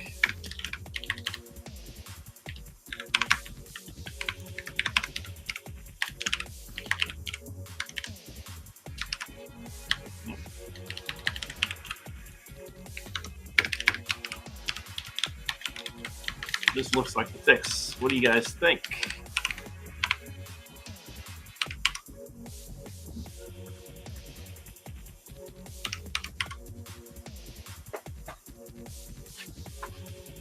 So let me ask a question. How should I start? I'm an average software dev.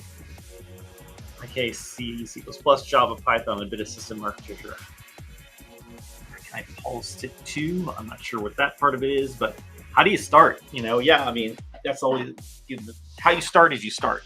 You know, you'll realize when you get older, it's like, man, you wanted to do so many things, you never started it, you never did it, you run out of time. You start by just doing it. You know, for like MonoGame, you can start very simply. You know, you come in here, just go to monogame.net, you check out, you know, some stuff here, you go to learn and build your first 2D game.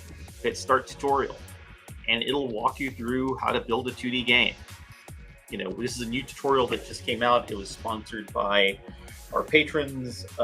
You know, it was done by a member of the community through that sponsorship. It came out really good. People are really happy with it. And I believe there's even a video that's up where the last MonoGame University, I think, went up, which is on our YouTube channel. Go to YouTube, don't play anything. 2D tutorial walkthrough evolving solution assignment. So that's a thing to check out. Actually, I think it's this one.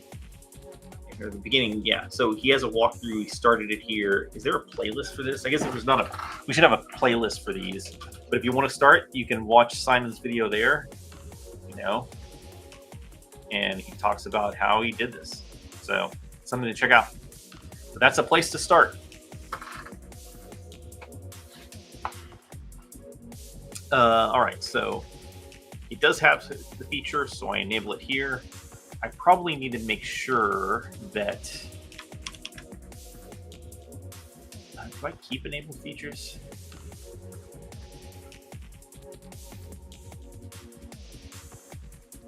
No, I don't, but I have this part.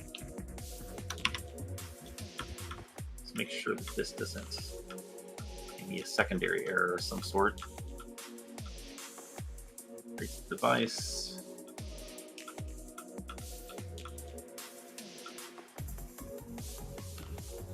That looks like it worked.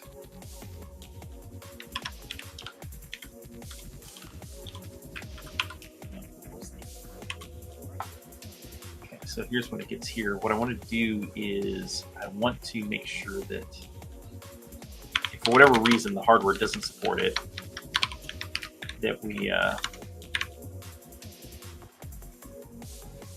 don't enable it. Actually, why am I doing that? It's stupid.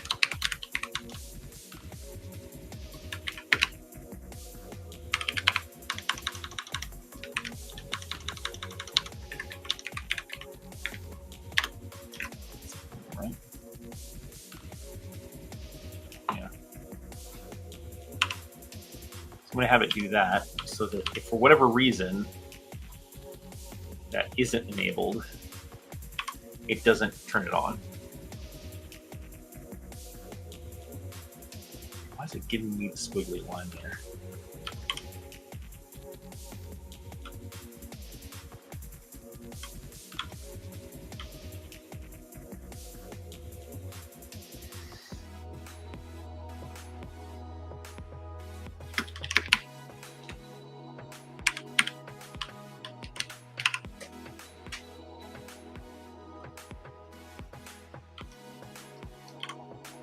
This is probably the right. I mean, there's probably tons of these things where we should only be setting it in the case that the feature's enabled. And I think that this is a standard feature at this point that everything's going to support it.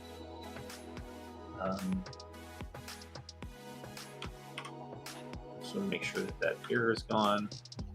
And it's gone. Yay. look at that. All the features enabled, things are working, and no validation errors. Yep, it was the VK true thing. I was being lazy C++ programmer. All right, so let's commit that fix as well.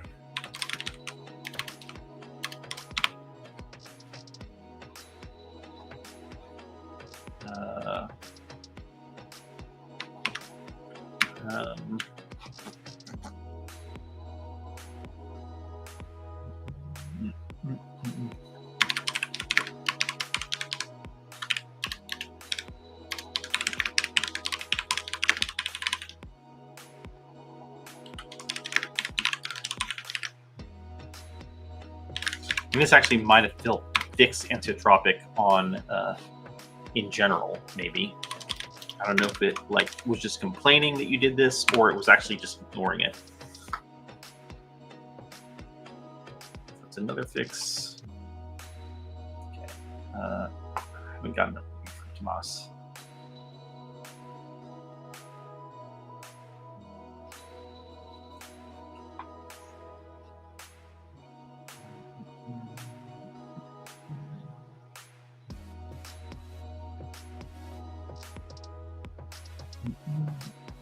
I'm going to take Tomas off of it. I'm going to force it, let it build and do its thing.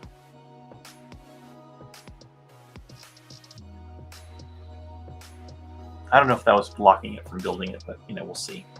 Anyway, so we're getting near the 2-hour mark, so we're almost done here for the day.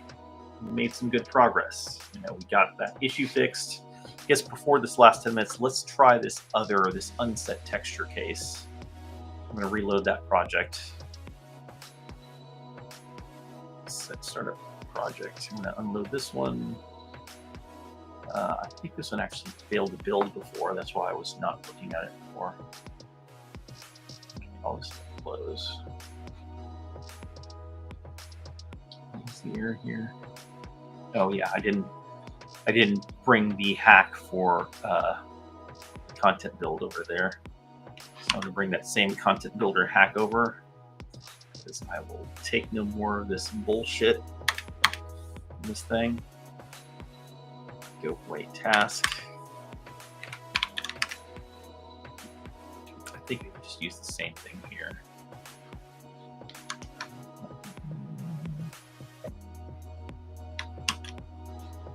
I need those two things.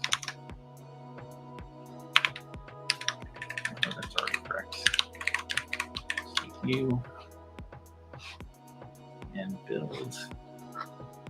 We should have it built with texture and everything. Yep, that builds.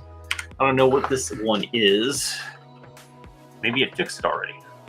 Nope. Something it didn't like. It's the Vulkan level.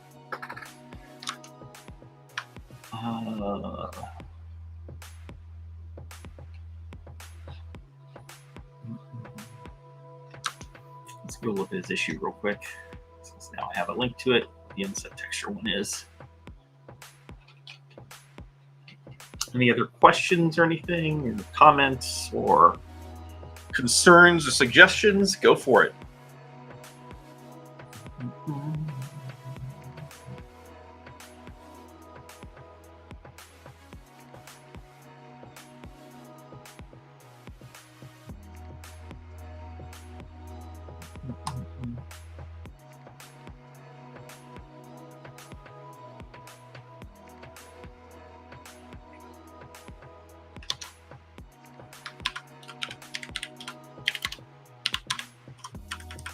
Just that unset texture case.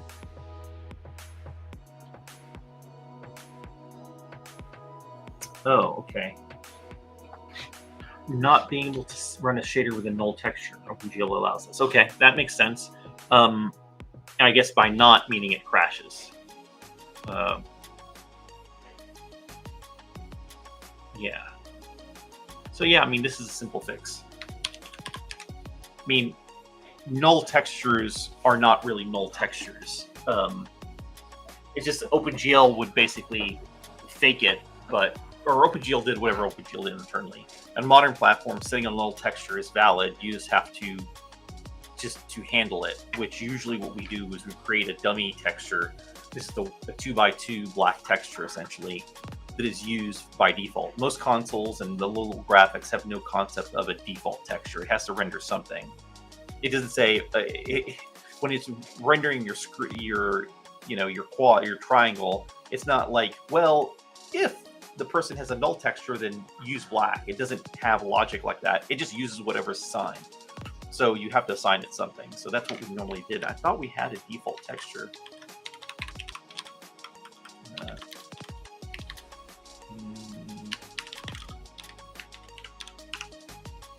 We must have a default texture assigned in here somewhere.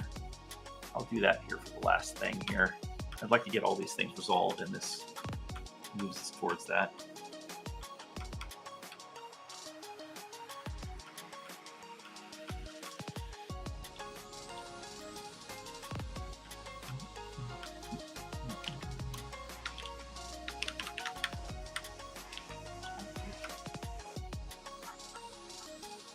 Right, and I think if I go look at our,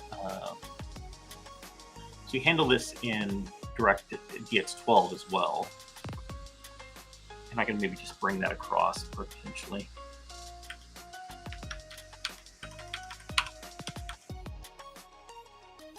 How does it handle that DX12? Is it coming from over here somewhere? Nope, stop it.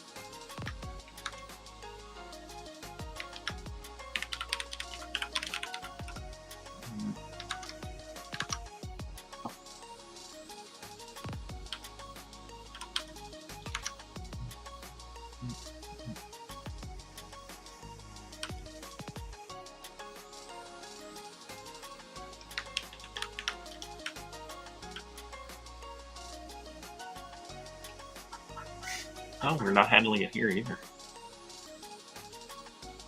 Wait, no, what is it doing here? Yeah, if it's null, it just says, skip it. Is that valid here? I think that's not valid.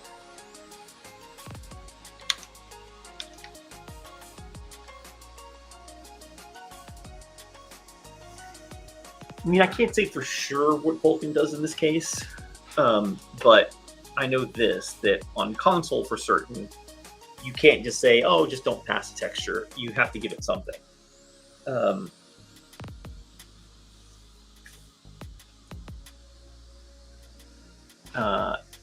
Simon asking a question, I guess, to drive the conversation. If you're building with a new content project solution, why is there a reference to the old GCP and the CS Proj? I'm not building with a new content project solution. This is a sample using the old stuff. And why is there a reference in there? I mean, I don't know. I didn't care about that part. The reason the old system sucks. I'm a vocal, opponent of the old system. A system that I helped create at the very beginning, but it became a mess and it sucks and I hate it. And the new one is awesome. But for now, whenever I have to deal with it, I basically just fall back to hacking my own command to call and build the content, because that's the only way that works reliably. Every other way sucks. Anyways, so back to this. So let's do this. Actually, this is probably, yeah. What is this doing here? For sharing hash to the new state. Is this handle null in here somewhere? That's just generating the hash of the new state.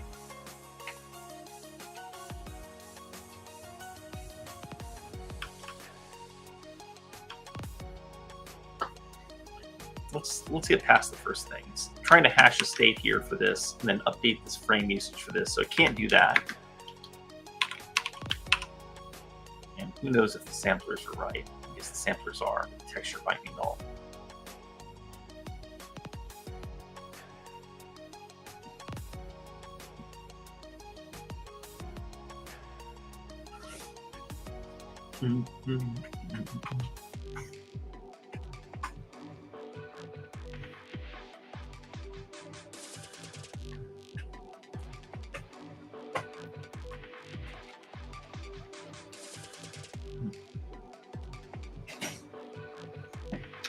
probably really should. I think even if it got past this, let's just test this real quick.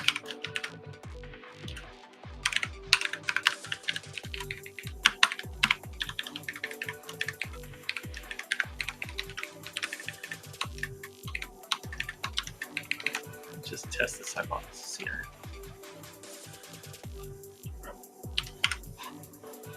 You might go a little over, but that's okay.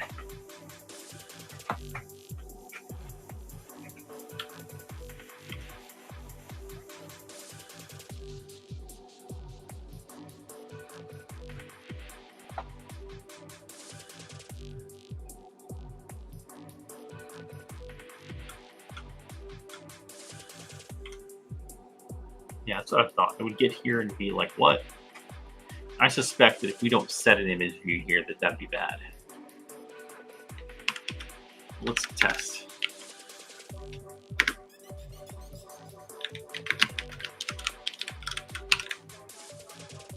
I'm going to verify that this is bad. I'm pretty sure you can't do this. I could just look online real quick and do it, but it's easier for me to just test it. It'll tell me if I'm way off base here.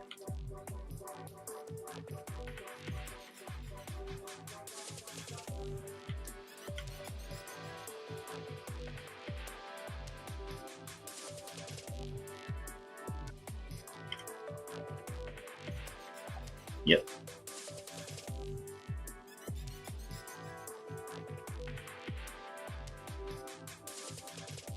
It must not be null handled. So yeah, you can't set a null texture. You have to have some sort of image view there. And I doubt there's there might be something optimized for a null texture case, but the right thing to do here is this. Let's leave this alone. So it was perfectly fine. And let's leave this alone. So it's perfectly fine.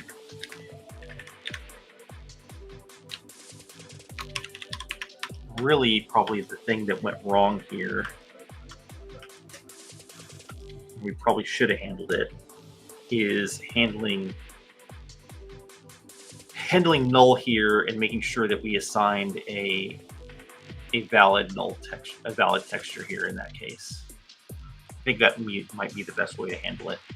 And ideally, I mean, we could handle this at the C# level, but handling this down on the native level is better in that if for whatever reason you find that there's an optimization to do, handling it at the native level means that the platform can optimize for that case. So what I'm going to do is when we create the device,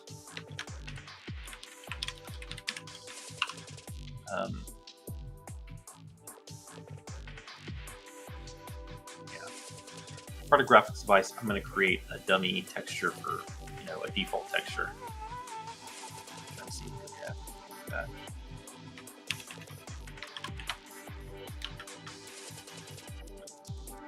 No.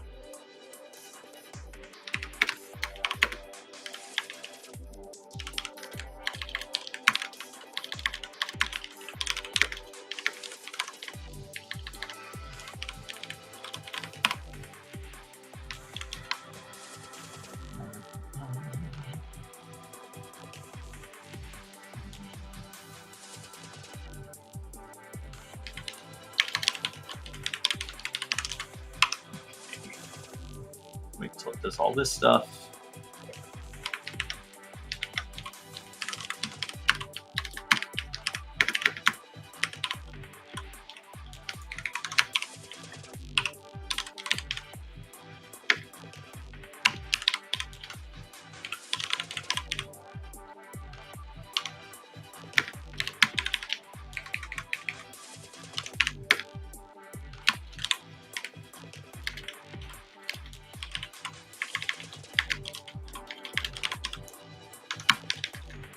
I mean, stuff like this always makes me wonder things like, what happens if, it's expecting a 3D texture in that null case?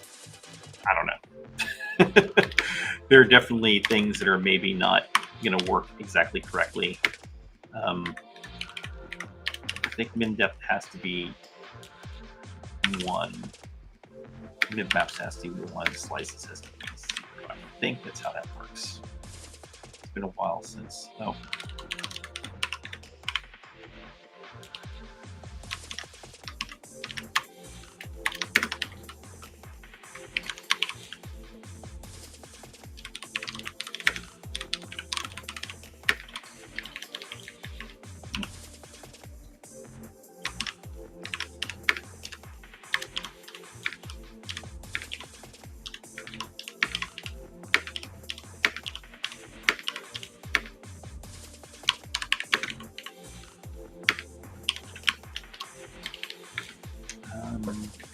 Okay, 2x2.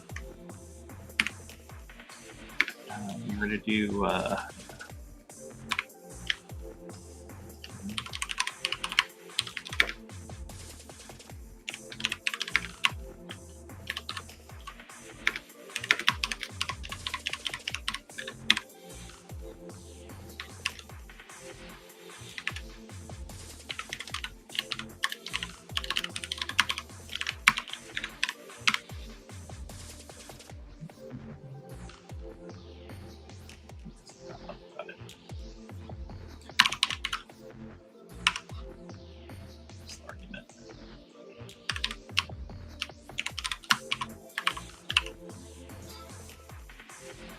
that should create a null texture that is correct, I think. Then, oh, that's a C++. That's not the right thing.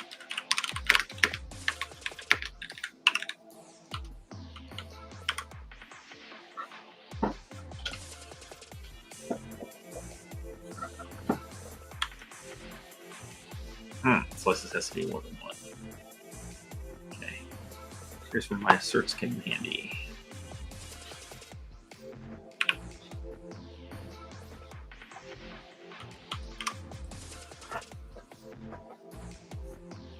I mean, I think in the past, I had to make this really work because you kind of have to have a default 2D texture, a default 3D texture, default cube texture, and then you have to see what the sampler is when it actually goes to render the thing and set it. It's like the truth is you should be setting something, setting null, assuming null texture is going to work in all platforms is probably a bad thing.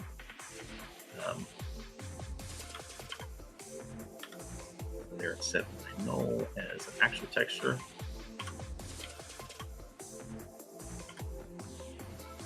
And hey, look, it works.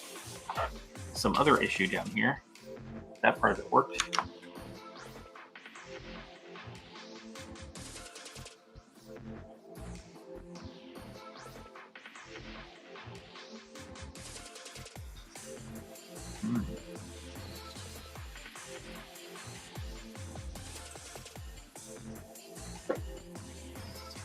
Interesting. I wonder what all this junk is.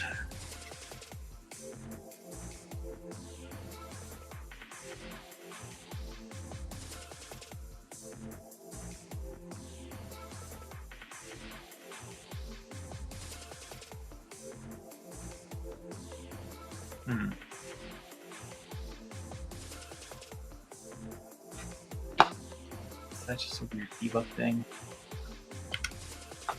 Let's see what happens again here.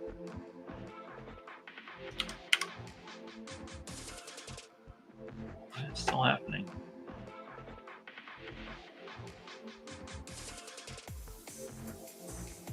Stop chain segment for reuse examples. It's kind of weird. I'm not sure what that is.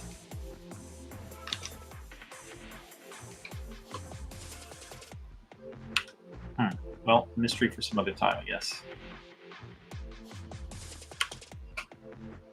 Yeah, that's probably the this guy.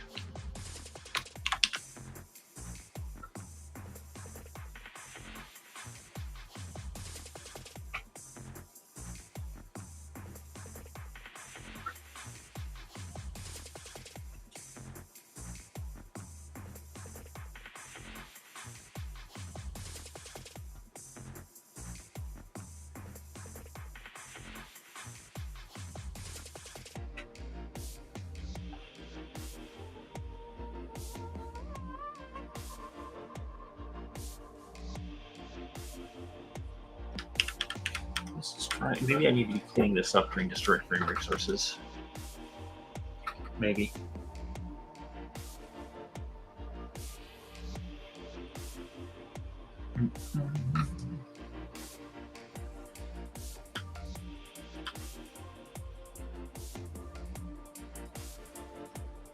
Do at least this though.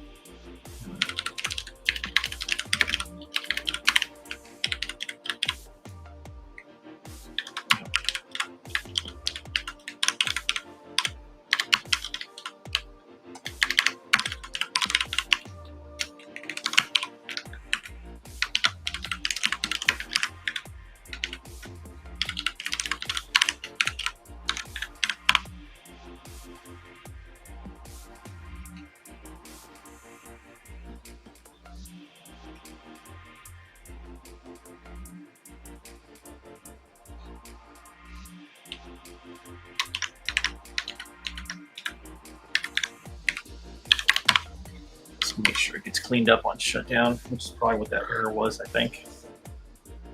Gone over a little bit, that's okay. Just wanted to get this, and I'll have to come back and look and see what this craziness is. So to be continued.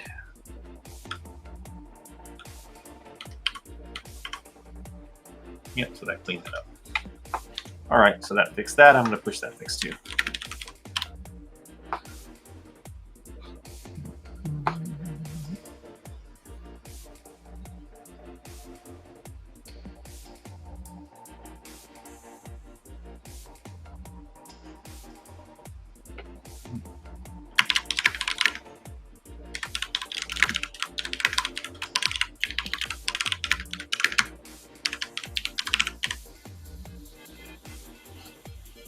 Right.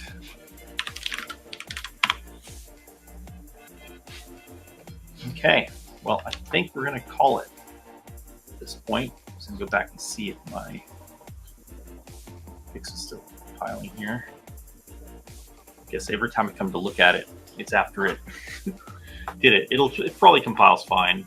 I still don't know if the unit tests for Vulkan are running. I need to go check that and then verify that any fix that I did didn't break those, so that'd be good. But yeah, so awesome. All right, everybody, thanks for hanging out with us, or with me. And, you know, if you get a chance and you have some spare change, you know, sponsoring MonoGame helps. It allows us to keep pushing on this thing. We have a lot of exciting things coming. I'm hoping that at our next meeting here, we can make some decisions as far as releasing 385 and get that out to everybody. And we really, really, really want to get that 3D platformer kit out to everybody so that you can start to use it in your own projects. But all right, okay, guys. Let me switch back to the other thing. Yay. All right, so thanks, guys, for hanging out. I will see you next time. Later.